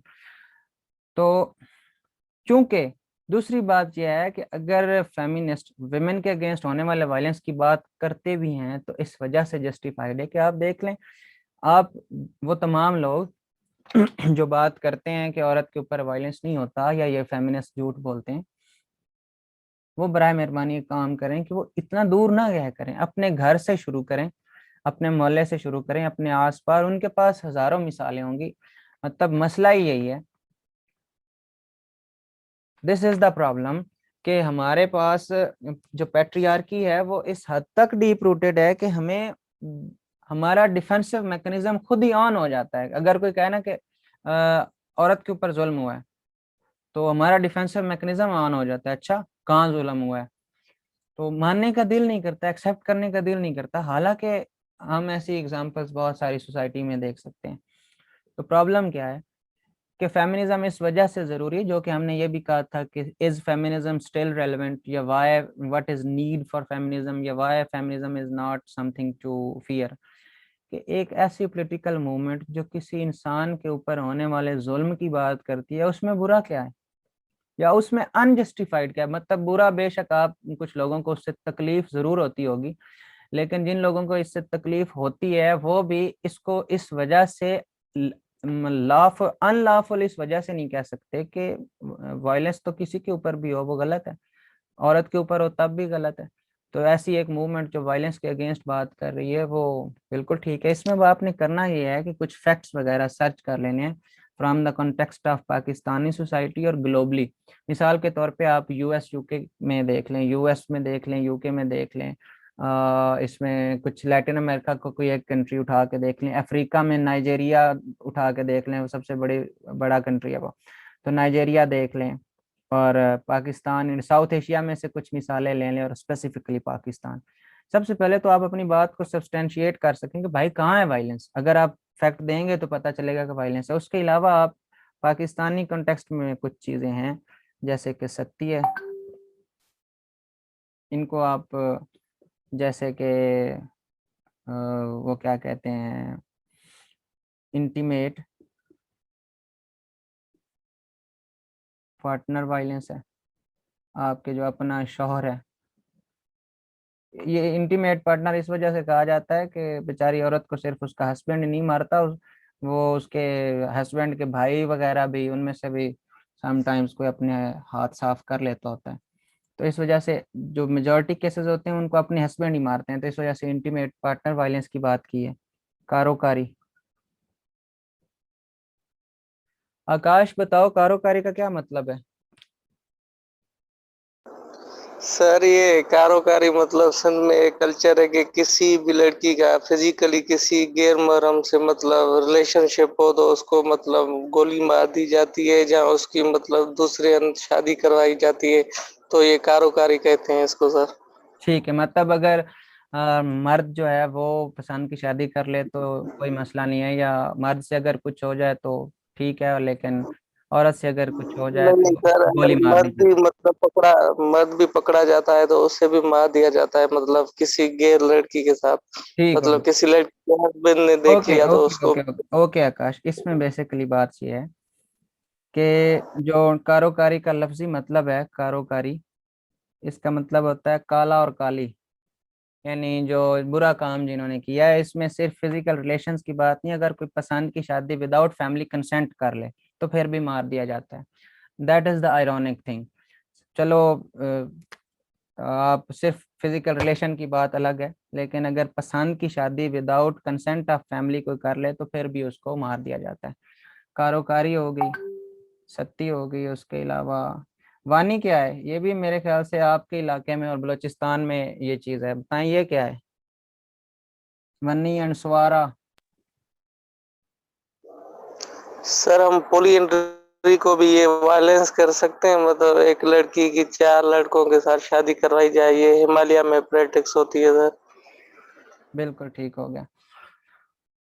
और एसिड थ्रोइंग, मुझे ये बताएं, ये शर्मीन उबैद चिनाई पे तो क्रिटिसाइज किया जाता है, ठीक है, मतलब हुआ है, सिर्फ पाकिस्तान में नहीं होता। तो ये फैक्ट्स हमने ठीक करने होते हैं। उसने बनाई है तो उसने बिल्कुल ठीक बनाई है, उसने एक सोसाइटी का क्या चेहरा नहीं दिखाया। तो ये स्टेट का काम था, ये हमारे मीडिया का काम था कि उसको करेक्ट भी करते कि ठीक है ये चीज। लेकिन अगर इन्हें इतनी इस बात की तकलीफ थी कि पाकिस्तान बदनाम हुआ है तो ये जाते वहां पे उसको फाइनेंस करते शर्मीन उबैद को, उसको कहते कि अब तुम्हारा काम है कि तुमने जाके यूके में या किसी और जो सिविलाइज्ड कंट्री है उसमें जाना है, और वहां पे जो इस पे एसिड थ्रोइंग के विक्टिम्स हैं उनके ऊपर अब तुमने बनानी है एक डॉक्यूमेंट्री। ये काम करते, या एटलीस्ट मीडिया पे कह देते कि भाई ये काम वहां भी होते हैं, सिर्फ पाकिस्तान में एक्सक्लूसिवली नहीं होते। कोई ऐसी बना दी जाती डॉक्यूमेंट्री जिसमें औरतों के साथ होने वाली अच्छी प्रैक्टिसेस, कुछ एम्पावर्ड वेमेन की एग्जांपल्स ले ली जाती। तो मतलब हमें सिर्फ इस बात से तकलीफ थी कि उसने पाकिस्तानी सोसाइटी को बदनाम क्यों कर दिया है। ये उस सेविंग फेस उसने डॉक्यूमेंट्री जो दी थी, तो एसिड थ्रोइंग है, प्रैक्टिकली है, और ये मसला है हमारी सोसाइटी में। अदर देन एसिड थ्रोइंग, आप रेप की बात करें और उसके अलावा जो खाली जो वायलेंस है जिसमें बीटिंग वगैरह आता है, तो ये तो बहुत इशू है। तो ये हमारे पास बहुत किस्म के जो इविल प्रैक्टिसेस हैं और बहुत किस्म का जो वायलेंस है, that is a live, present, existential, persistent, consistent, ever present deeply entrenched, deeply rooted, and it can be found everywhere, in every corner of the country, whether it is, मतलब आप ये कह लें कि वो नूर मुकद्दम के साथ जो हुआ इस्लामाबाद में, आप मुझे बताएं कि उस उल्लू के पट्टे का जो भी मसला था, वो उस दिमागी मरीज था या जो भी था, उसकी वालदा को पता था कि इसके साथ साइकोलॉजिकल इश्यूज हैं, लेकिन एम्बेसडर्स के बच्चे हैं और वो पाकिस्तान के सबसे डेवलप्ड इलाके में रह रहे हैं, अगर वहां पे एक औरत का गला काट दिया जाता है, पहले उसने वो उसको गन से मारने की कोशिश की और वैसे उसको मारता भी रहा, और बाद में रिपोर्ट से पता चला कि वो उसने उसके जो कटा हुआ सर था उसके ऊपर उसने टांगे भी मारी हैं, उसको किक किक भी किया है। तो मतलब आप ये नहीं कह सकते कि ये सिर्फ ट्राइबल एरियाज का मसला है या जो कम पढ़े लिखे इलाके हैं उनका मसला है। तो जब आप ये इस्लामाबाद की एग्जांपल फॉर एग्जांपल दें या ये लाहौर की दें, तो आप ये कह सकते हैं कि भाई है, एग्जिस्ट करता है, हर जगह एग्जिस्ट करता है, और जब तक ये एग्जिस्ट करता है तब तक फेमिनिज्म की भी जरूरत है। आज की क्लास थोड़ी लंबी हो जाए तो मसला तो नहीं है, मुझे लग रहा है कि लंबी हो जाएगी।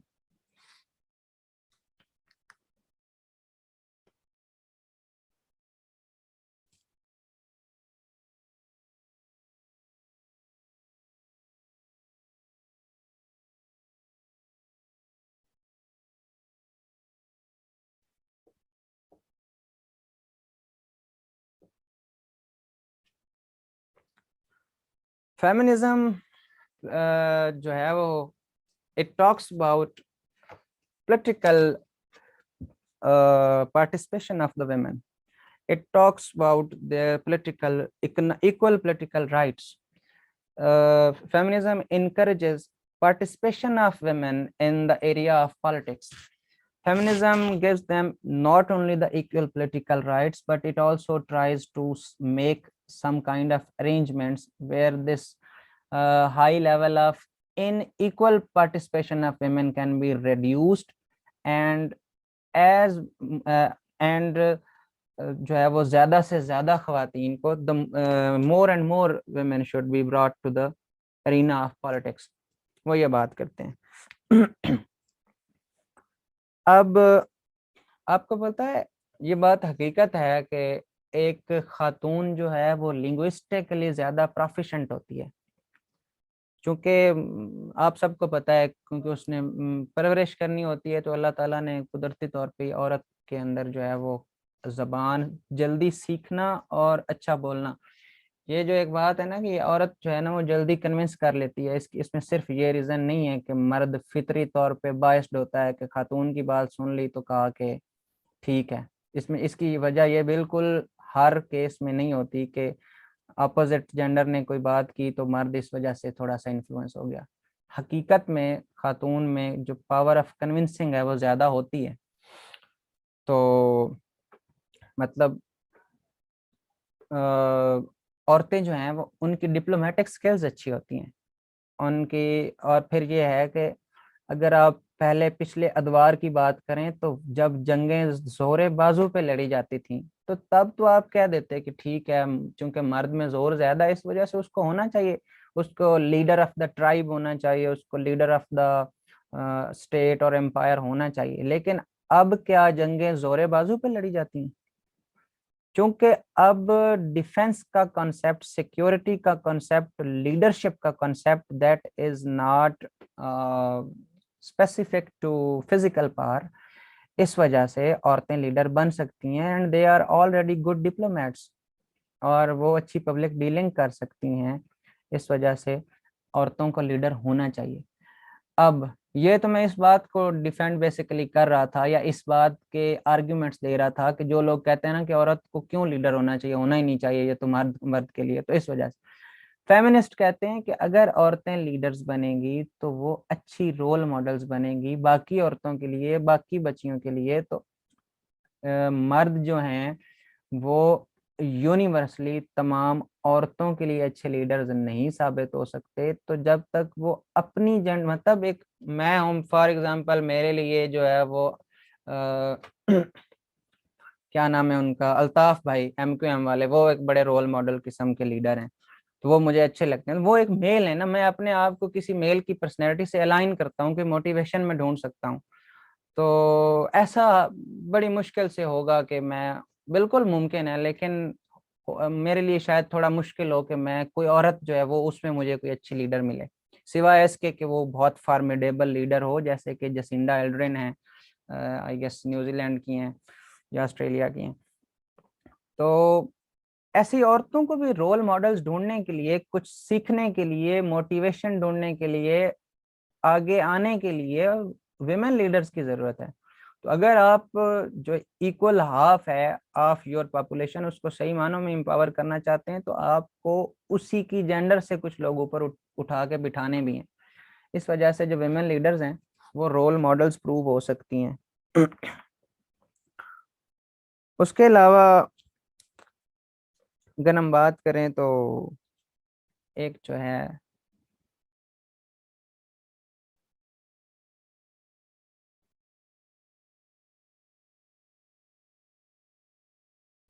आप ये बात कर सकते हैं कि भाई जो फेमिनिज्म है वो खुदारा इक्वालिटी की बात करता है, सेमनेस की बात नहीं करता।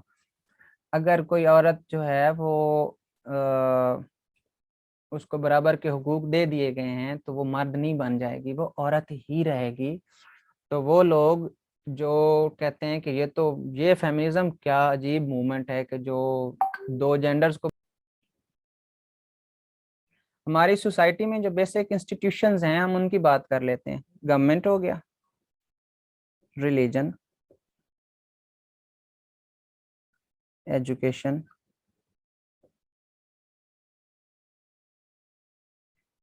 फैमिली।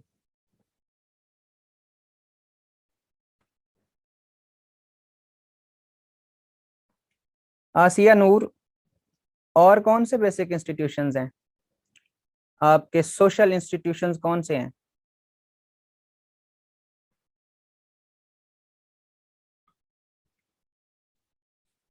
इकॉनमी,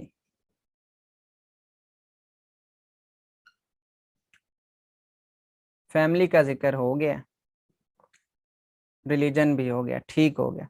चलें, मतलब for an understanding, politics, government की बात होगी, चलो पॉलिटिक्स भी कह लेते हैं। Media, thank you very much for your input. तो ये सारे इंस्टीट्यूशंस देख लें और इनमें मुझे बताएं कि डोमिनेंस किसकी है। और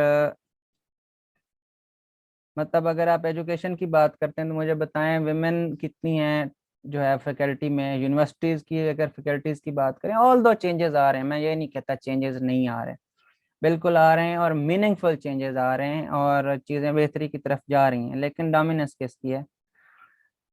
मर्दों की है। रिलीजन तो ऑलमोस्ट एक्सक्लूसिवली जो है वो समझा जाता है एक मेल डोमिनेटेड एरिया। उसमें सिर्फ ये है कि जो इस वक्त हमारी ख़वातीन हैं वो चंद एक इदारे हैं जिसमें पाकिस्तान में ख़वातीन अपना एक बड़ा लिमिटेड सेटअप बना के जिसमें सिर्फ औरतें बैठती हैं और जिसमें सिर्फ औरतें उनको सुनती हैं। या अब उन्होंने, जैसे डॉक्टर फरहत हाशमी है ये लाहौर की, उन्होंने एक मीडिया यूट्यूब पे चैनल भी बनाया हुआ है। और अगर इधर बात कर लें तो यहाँ तो खैर से बहुत ही कम फैमिलीज इस वक्त ऐसी एग्जिस्ट करती हैं जहाँ पे इगैलिटेरियनिज्म हो, जहाँ पे डेमोक्रेटिक डिसीजन मेकिंग हो, जहाँ पे औरतों की राय की भी उतनी ही वैल्यू हो जितनी के मर्द की राय की वैल्यू है। तो ये है कि जब मेल डोमिनेंस इंस्टीट्यूशनलाइज्ड हो चुकी है, जब वाइडली पॉपुलरली एक्सेप्टेड बिहेवियर है, तो औरत एम्पावर कैसे होगी? और वो तो बात ही एम्पावरमेंट की करते हैं ना, इक्वालिटी की बात करते हैं। इक्वालिटी कैसे है जब तक फेमिनिज्म ना हो? फेमिनिज्म इस वजह से जरूरी है और फेमिनिज्म इस वजह से अच्छा है कि ये इक्वालिटी की बात करता है। हमें ज़रूरत भी इस वजह से इसकी है कि पैट्रियार्की जो है वो मेल डोमिनेटेड जो है वो वाइडली एक्सेप्टेड और इंस्टीट्यूशनलाइज्ड है इस वजह से। और क्या करता है ये? सुटेबल, डिसेंट,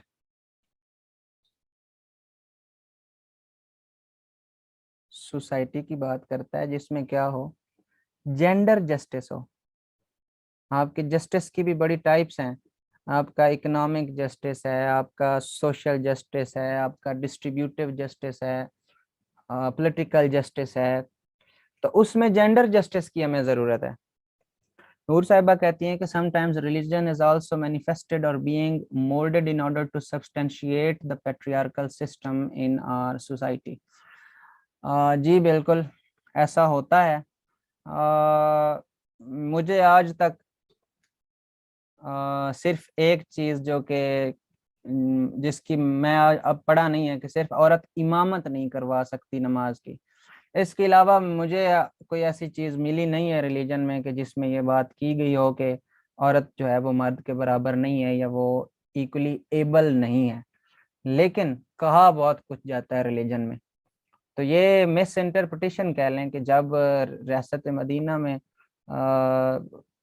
खलीफा वक्त को जाके एक औरत सवाल कर सकती है और खलीफा ने जब कहा कि औरतों को जो है ना आप ये ज़्यादा डोरी ना दिया करें, जो हक महर है ये ना दिया करें, तो उन्होंने कहा कि जब अल्लाह ताला ने हुक्म दिया है देने का तो आप कौन होते हैं रोकने वाले।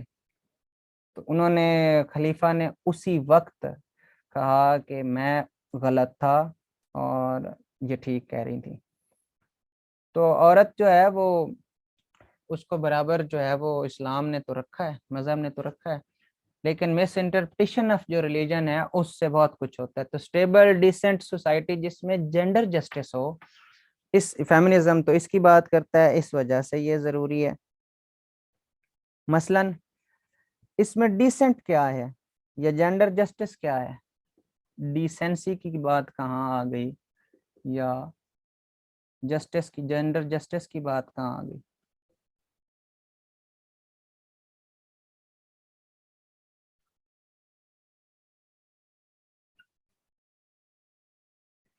आप देखें कि इस वक्त जो आसिया नूर साहिबा कहती हैं कि mainstream dominance by men especially at administrative jobs, yes, कि जहाँ पे इंतज़ामी कोई उमूर हों वहाँ पे ख़ास तौर पे, जिसको हम ग्लास सीलिंग भी कहते हैं, बिल्कुल, कि औरतों के लिए to reach the higher echelons of power ये बहुत मुश्किल काम हो गया, जो कि मेल डोमिनेंस की बात हो रही थी।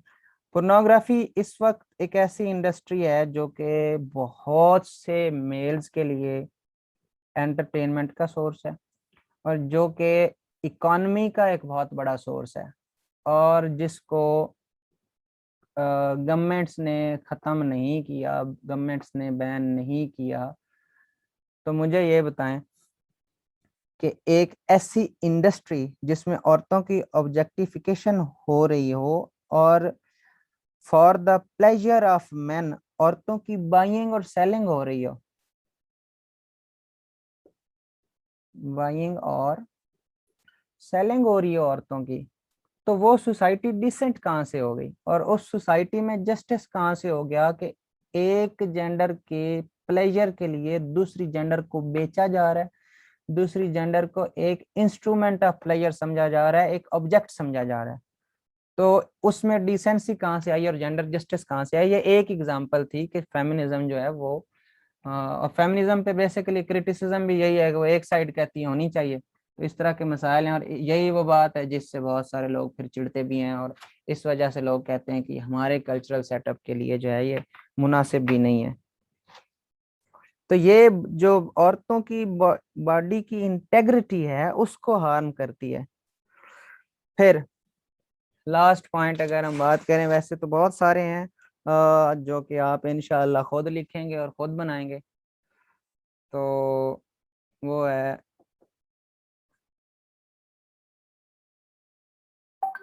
क्योंकि आपका उस्ताद नालायक उसे इतना ही आता है, फंडामेंटल इनइक्वालिटी। कुछ लोग ये कहते हैं कि यार आप खाली ये क्यों नहीं कह देते कि हमें कोई ह्यूमन राइट्स की मूवमेंट्स क्या काफ़ी नहीं है, वो औरतों के राइट्स की बात नहीं करते। तो फेमिनिज्म को आपने अलग से एक अपनी जो है वो रास्ता निकाला हुआ है, एक अलग ही आपने एक पहचान बनाई हुई है और एक अजाब डाला हुआ है। आप ऐसे निकलते हैं और जल से जलूस करके आ जाते हैं और आपने मुसीबत डाली हुई है। तो ह्यूमन राइट्स की मूवमेंट्स एग्जिस्ट करती हैं ना, हजारों मूवमेंट्स एग्जिस्ट करती हैं, तो आप लोगों को स्पेसिफिकली एक फेमिनिज्म की क्या जरूरत है? तो वो उसका जवाब ये देते हैं, और वो जो हकीकत भी है कि इनइक्वालिटी इतनी फंडामेंटल है, हर जगह पे इतनी ज्यादा एग्जिस्ट करती है कि एक अपनी movement, a movement of its own, feminism, feminists need a movement of their own for countering this fundamental inequality and for achieving the ideal of, which is although difficult but possible, for achieving the ideal of egalitarian society. इस वजह से feminism की जरूरत है। फिर economic benefit, अगर आप simple economics की तरफ जाते हैं तो अगर औरतें भी लेबर मार्केट का हिस्सा होंगी तो आपकी जीडीपी इंक्रीज होगी, आपकी जो है वो लेबर फोर्स इंक्रीज होगी, आपकी जो है वो प्रोडक्शन इंक्रीज होगी, आपका ट्रेड बढ़ेगा, आपकी मार्केट जो है वो, आपकी जो इकॉनमी है वो डाइवर्सिफाई होगी, उसमें मुख्तलिफ चीज़ें जो है वो पैदा होंगी। खवातीन कुछ खास स्किल्स में ही बेशक अगर पार्टिसिपेट करना शुरू कर दें, तो एटलीस्ट हैंडीक्राफ्ट्स की हद तक, एक बात कर रहा हूँ कि आप उनको फॉरेन एंटर नहीं भी होने देते, उनकी बड़ी लिमिटेड सी एंट्री होती है, तो फिर भी आपकी इकॉनमी डाइवर्सिफाई होगी। और सिंपल बात थी कि फिर आपकी इकॉनमी सस्टेनेबल नहीं रह सकती अगर औरतों की पार्टिसिपेशन नहीं है। तो एक विजिबल इकोनॉमिक बेनिफिट है इसका, फेमिनिज्म का, इस वजह से भी चाहिए। और क्या चाहिए? मुझे ये बताएं कि अगरचे ये कॉन्सेप्ट एक मुस्लिम साइंटिस्ट ने ही दिया था कि डिजीज के जो काजेज हैं उनमें अदर देन बॉडी प्रॉब्लम्स, तो डिजीज के काजेज में अदर देन फिजिकल सिम्टम्स जो है वो साइकोलॉजिकल मेंटल सिम्टम्स भी हो सकते हैं, साइकोलॉजिकल काजेज भी हो सकते हैं डिजीज के। तो साइकियाट्री इसका बानी अगरचे एक मुसलमान साइंसदान था, लेकिन क्या वजह थी कि जो है वो वेस्ट में हर जगह पे एक साइकाट्रिस्ट एग्जिस्ट करता है। मतलब हमारी सोसाइटीज हैं, यहाँ पे लोगों को मसाइल हैं, लेकिन अल्लाह के नाम पे सब कुछ चला हुआ है। और वहाँ पे हर बंदा क्यों साइकाट्रिस्ट को अटेंड कर रहा है, ड्रग्स पे क्यों लग रहा है, वेस्टर्न सोसाइटी में ड्रग एडिक्शन क्यों इतनी ज्यादा है, सुसाइड रेट्स, मतलब आपको पता है कुछ कंट्रीज ने खुद स्टेट की तरफ से उनको जो है वो जहर पिला दी जाती है, स्टेट की तरफ से इंजेक्शन लगा दिया जाता है। ऐसे पार्क्स बने हुए हैं, ऐसे टावर्स बने हुए हैं जहाँ पे लोगों को अलाउ किया जाता है कि जाओ भाई जान छोड़ो, अगर मरना है ना तो फलां जगह पे जाके छलांग लगा दो। सुसाइड रेट बहुत ज्यादा है, डाइवोर्स रेट बहुत ज्यादा है, लोग बहुत ज्यादा मेंटली इल हैं, फ्रस्ट्रेटेड हैं, साइकोलॉजिकली बहुत ज्यादा मसाइल हैं। तो इसकी क्या वजह है? इसकी वजह यही है कि जब भी, और आप इस चीज को वहाँ मतलब वेस्ट तक लिमिटेड ना करें, रेड्यूस ना करें, आप किसी भी सोसाइटी की बात कर लें, आप हमारी सोसाइटी की बात कर लें, किसी भी सोसाइटी की बात कर लें, कि वहाँ पे लोग जो हैं वो एक फ्रस्ट्रेशन की, ड्रग एडिक्शन की, सुसाइड की एक बहुत बड़ी रीजन जो है वो ये है कि मैरिड लाइफ उनकी हैप्पी नहीं गुजरती। तो हैप्पीनेस इंडेक्स में वो लोग, बहुत सारे लोग जो नीचे हैं, उसकी रीजन यही है कि मियाँ बीवी के आपस में फसादात होते हैं, आपस में लड़ते हैं। तो ये जो डिस्ट्रक्टिव फैमिली सिस्टम है ये इसी वजह से है, ये उस इनइक्वालिटी की वजह से है। तो फेमिनिज्म तो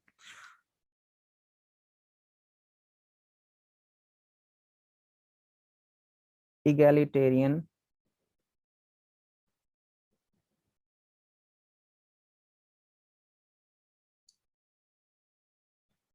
फैमिली रिलेशंस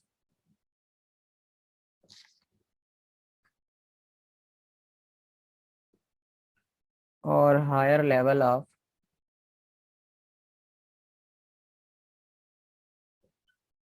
मैरिटल सेटिस्फेक्शन की बात करता है।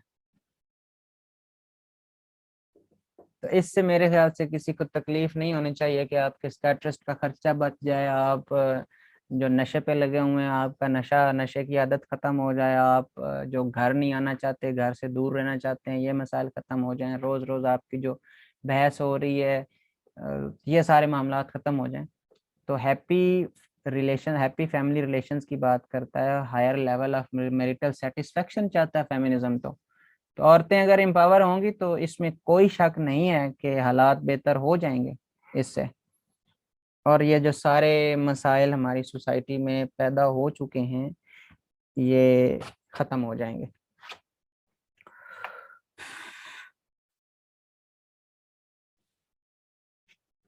लिहाजा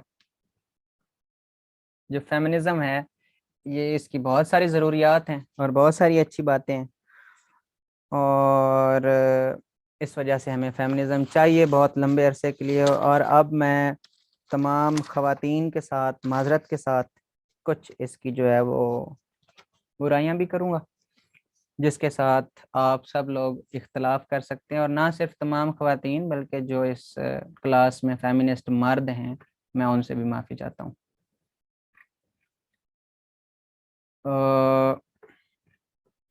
आप लोगों में से चलें, नूर आप बताएं, क्योंकि नूर और आसिया ने काफ़ी कंट्रीब्यूट किया है, and it seems that you are staunch feminists. तो आप लोग ज़रा पहले इब्तदा मेरे ख्याल से आपसे होनी चाहिए, ताकि आप लोगों में भी तो इतनी एक्सेप्टेंस हो कि जो चीज़ गलत है उसको गलत कहना चाहिए। तो कोई एक एग्जांपल, कोई एक point of criticism on feminism.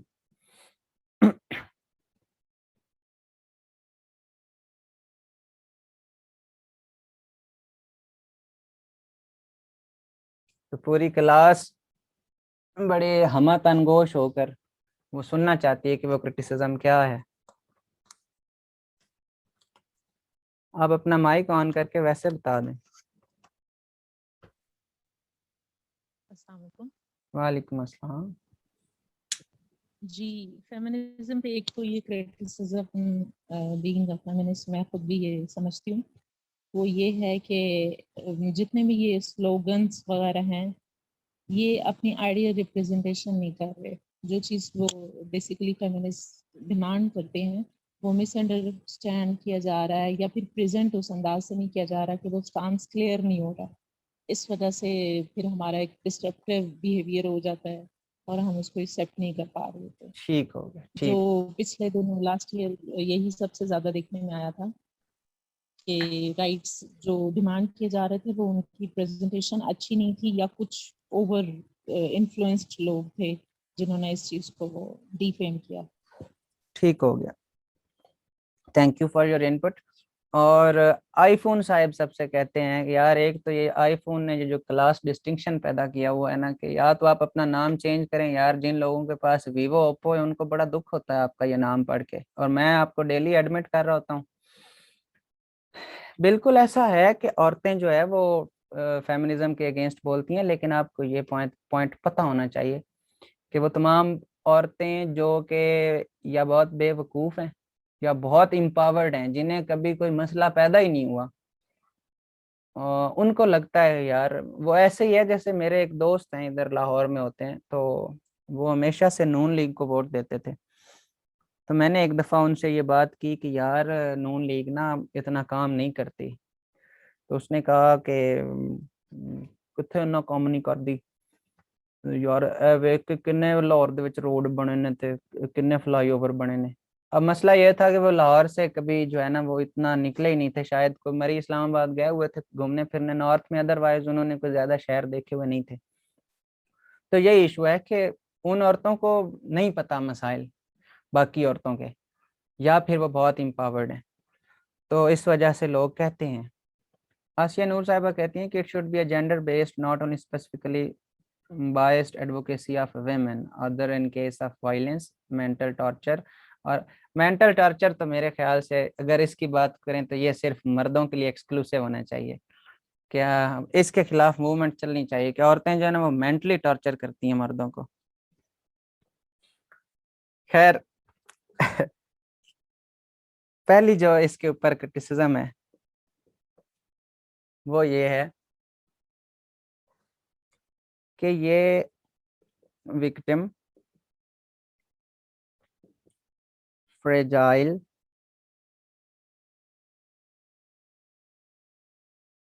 vulnerable.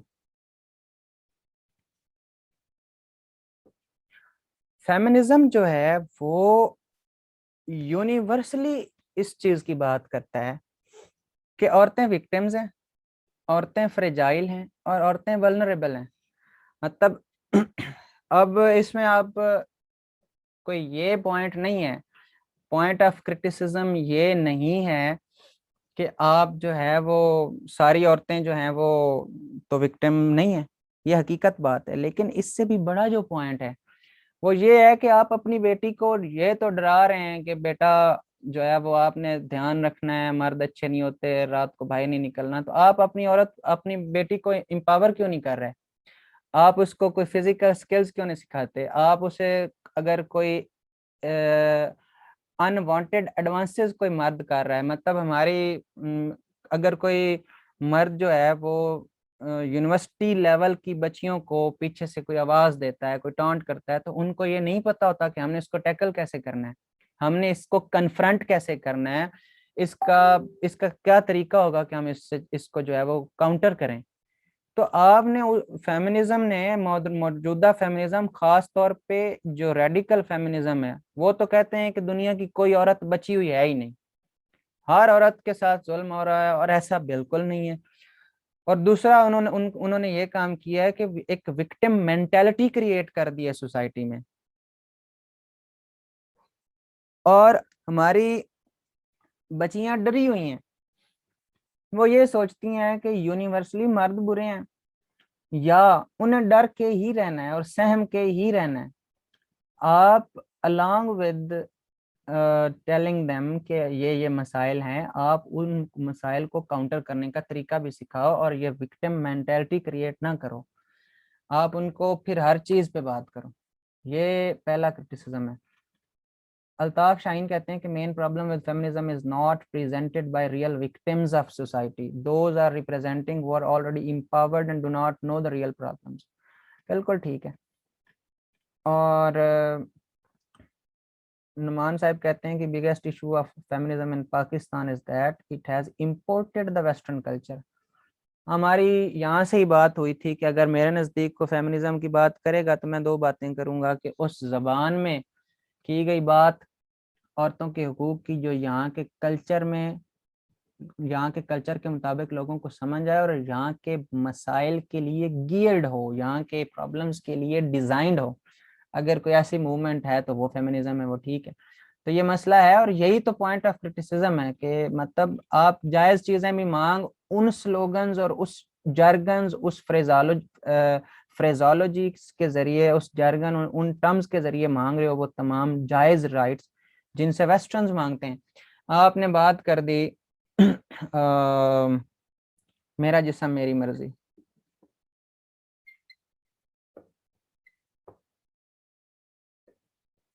मेरा जिस्म मेरी मर्जी की आपने बात कर दी।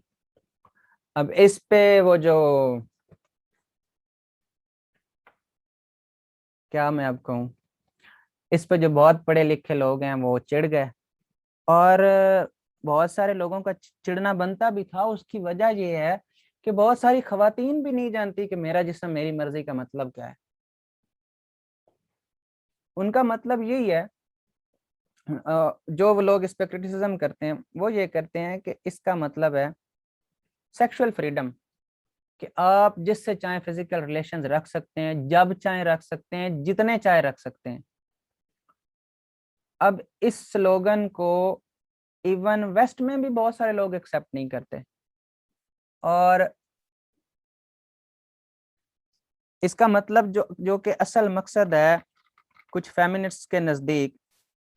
अब यहाँ पे मसला क्या है, कुछ फेमिनिस्ट वाकई इस चीज पे बिलीव करते हैं कि मेरा जिस्म मेरी मर्जी का मतलब वाकई यही है कि मेरा जिससे चाहे जो है मैं फिजिकल रिलेशंस रखूं। इसका एक जो बेहतर मतलब है वो ये है कि जब तक कंसेंट नहीं होगा तो आप किसी औरत को किसी गलत काम पे मजबूर नहीं कर सकते, और एक औरत की फिजिकल कंडीशन ठीक नहीं है, वो पहले चाइल्ड बर्थ की वजह से, चाइल्ड कंसीव करने की वजह से, मतलब जैसा कि ये एक यस यस आप नहीं, आप यहाँ पे थोड़ा सा हो रही हैं। जो रेडिकल फेमिनिस्ट हैं, यही तो बात है ना कि फिर इस स्लोगन का मतलब वेस्ट में और है और यहाँ पे और है, तो ये किसने बताना है कि इसका मतलब वहाँ और है यहाँ और है। वहाँ पे जो बहुत सारे लोग जो हैं उनका ये बिलीफ है कि हम अपनी जो है ना, हमारी बॉडी के ऊपर हमारा कंट्रोल है, और ये एक बहुत बड़ा पॉइंट जिसको आप सेक्सुअल फ्रीडम कह लें या सेक्सुअल रेवोल्यूशन कहा गया जिसको, कि ये आइडिया न्यू है। ये जो प्रीवियस फेमिनिस्ट मूवमेंट्स थी उसमें ऐसी कोई बात नहीं की गई थी। ये अब मुझे ये बताएं, ये जो LGBTQ है, जो क्वीर थेरी है, जो पोस्ट मॉडर्निस्ट फेमिनिज्म है, वो क्या है? उसमें ये जो सेक्सुअलिटी की बात हुई है वो क्या है? सेक्सुअल ओरिएंटेशन के आपका फिजिकल रिलेशंस रखने का किससे दिल करता है? मर्द से करता है, मर्द का मर्द से करता है, या औरत से करता है, या किसी जानवर से करता है? तो ये जो चीजें हैं, ये मतलब इसके दोनों मतलब हैं। आप लोग सेक्सुअल फ्रीडम भी चाह रहे हैं, और कुछ लोग हैं खास तौर पे हमारी सोसाइटी में जो ये चाहते हैं कि अब एक औरत है, उसके 5 बच्चे हो गए हैं, और टार्जन साहब जो है वो छठा बच्चा फिर चाह रहे हैं, और वो औरत पहले ही मरने वाली हुई हुई है। तो वो अगर कह दे कि खुदा का वास्ता है, मेरे जिस्म के ऊपर मेरा भी हक है, आपका एक्सक्लूसिव राइट नहीं है, तो कुछ मेरी मर्जी चलने दो, तो 5 बच्चे काफी हैं। इसका एक मतलब ये है कि आपकी बॉडी के ऊपर आपका भी कंट्रोल है, और अगर आप चाइल्ड बर्थ एक लिमिट से ज्यादा नहीं चाहते तो it should not be the case. इस वजह से वो किसी ने स्लोगन्स की बात की है, तो हम उस डिस्कशन में चले गए कि ये स्लोगन्स जो हैं वो मिसअंडरस्टूड हैं, और राइटली मिसअंडरस्टूड हैं।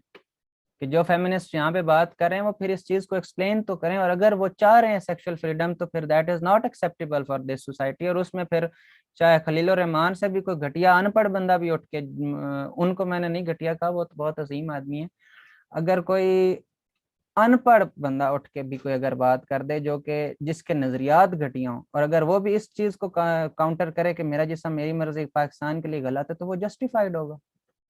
इस वजह से हमने तो एक जो है वो आपने विक्टिम मेंटेलिटी बना दी। तो आपने ना सिर्फ इससे बचना है, और तो बच्चों को डराना नहीं है, उनको एम्पावर करना है, उनको ट्रेन करना है, उनको सिखाना है कि डील कैसे करना है। दूसरी बात,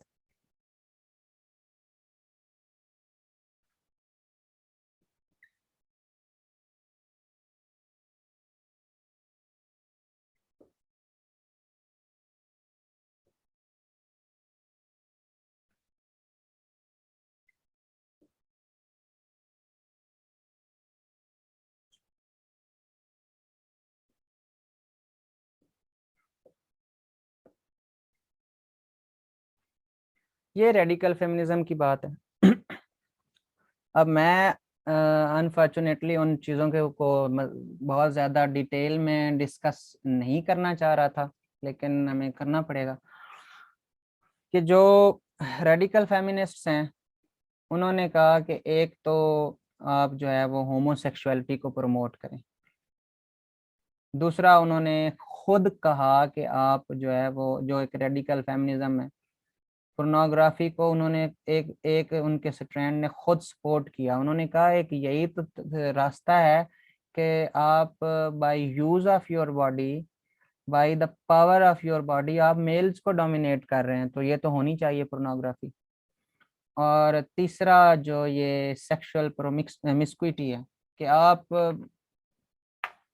कॉन्फिडेंट कैसे नजर आए, आप एम्पावर्ड कैसे नजर आए, आप जो है वो ये फ्रीक्वेंट सेक्सुअल एक्टिविटी से एम्पावर्ड नजर आए। अगरचे ये कतन पाकिस्तान में फेमिनिज्म का ये एजेंडा नहीं है, लेकिन ये किसने हमें बताना है या किसने अब तक बताया है कि ये यहाँ का एजेंडा और ये वहाँ का एजेंडा है? तो हम वैसे भी जनरली बात कर रहे हैं, अगर तो पाकिस्तानी कॉन्टेक्स्ट से पूछा जाए तो फिर हम थोड़ा सा उसके अकॉर्डिंगली बात करेंगे, लेकिन चूंकि जनरली बात हो रही है तो वो कहते हैं कि आप अपनी बॉडी की integrity, command, control, power on your own body, कि मेरा जिस्म मेरी मर्जी, इसकी मैनिफेस्टेशन क्या है कि आपका जो दिल करता करे।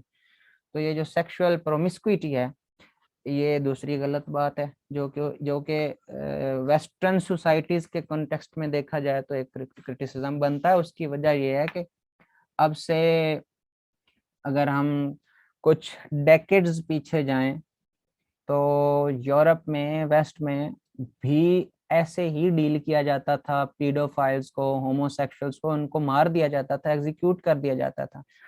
जो होमोसेक्सुअलिटी है ये एक बहुत बड़ा क्राइम समझा जाता था। It was not just a sin, it was a crime.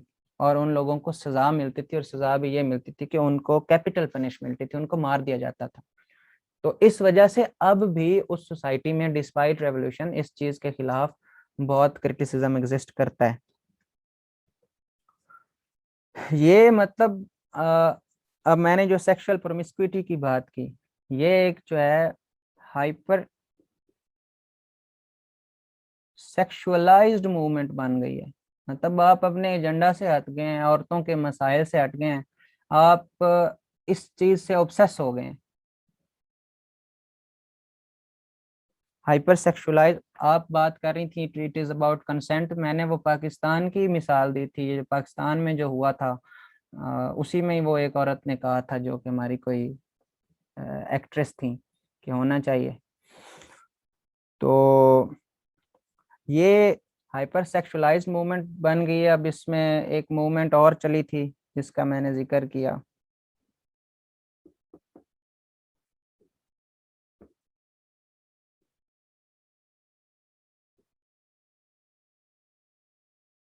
एक ये मूवमेंट चली और अभी तक चल रही है। तो ये क्या है, ये चीजें नहीं होनी चाहिए। इससे फिर बहुत सारे मसाइल पैदा हुए। और जो असल चीज है कि ये जो हाइपर सेक्सुअलाइजेशन है, इससे हुआ क्या कि जो कि एक अच्छा क्रिटिसिज्म है कि मसला ये हुआ कि उल्टा फेमिनिस्ट जो एजेंडा था, जो फेमिनिस्ट गोल्स थे, वो हर्ट हुए।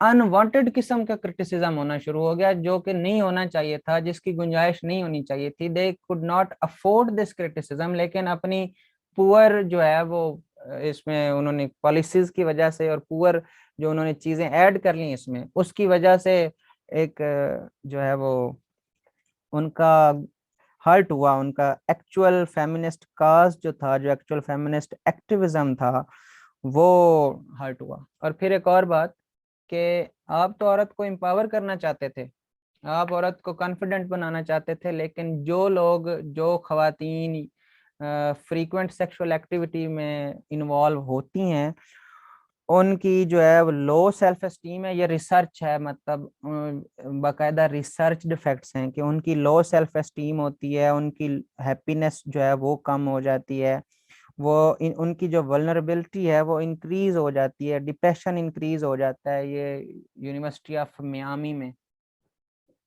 किसी साइकियाट्रिस्ट ने ये रिसर्च की थी कि आपने तो इन चीज़ों के जरिए, हाइपर सेक्सुअलाइजेशन के जरिए, उनको मजीद जो है वो डिप्रेस, लेस कॉन्फिडेंट, अनहैप्पी और वल्नरेबल कर दिया।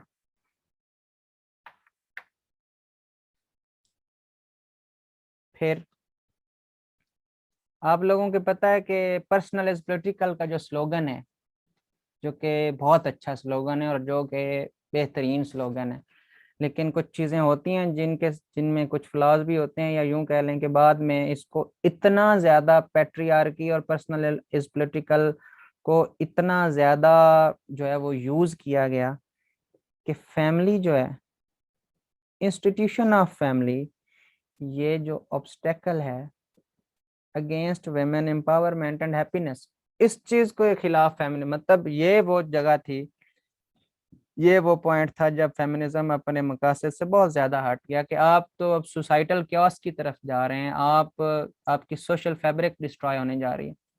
और यही वजह है कि आप देखें जो बहुत सारी, इवन पाकिस्तान में ऐसे फेमिनिस्ट्स हैं, और वो बड़े प्राउडली बताते हैं कि हमने शादी नहीं की, हम नहीं करना चाहते। ये एक पर्सनल चॉइस है, शादी ना करना एक पर्सनल चॉइस है, लेकिन इस बेस पे शादी ना करना कि फैमिली बुरी है, या आप अगर ये पोर्ट्रे करें कि औरत की हैप्पीनेस में फैमिली सबसे बड़ी ऑब्स्टेकल है for the happiness of a woman, तो ये मसला है। आप सोसाइटी में फिर डिसरप्शन ला रहे हैं। एक इसके ऊपर ये क्रिटिसिज्म है, और ये सारे रेडिकल फेमिनिस्ट्स की बातें हैं। और फिर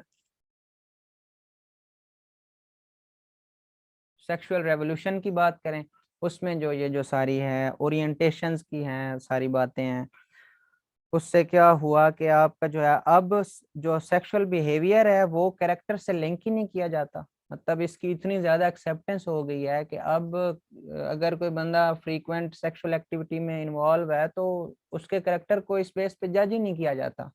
ये चीज कौन ले आया है? ये जो रेडिकल फेमिनिज्म ले आया है। अब से पहले ऐसा नहीं था। तो इससे सोसाइटी की डिस्ट्रप्शन होती है।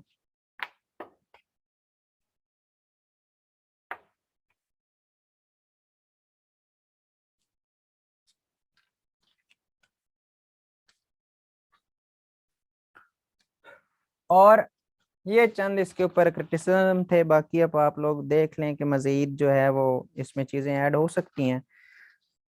और इसमें क्या चीज आ सकती है, आप देखें कि एक और चीज, जो मर्द हैं, भाई it is enough for today, Rabia Rafiq साहिबा कहती हैं। चलें हम बस खत्म करने की तरफ जा रहे हैं, हमारा टाइम भी वैसे 1 मिनट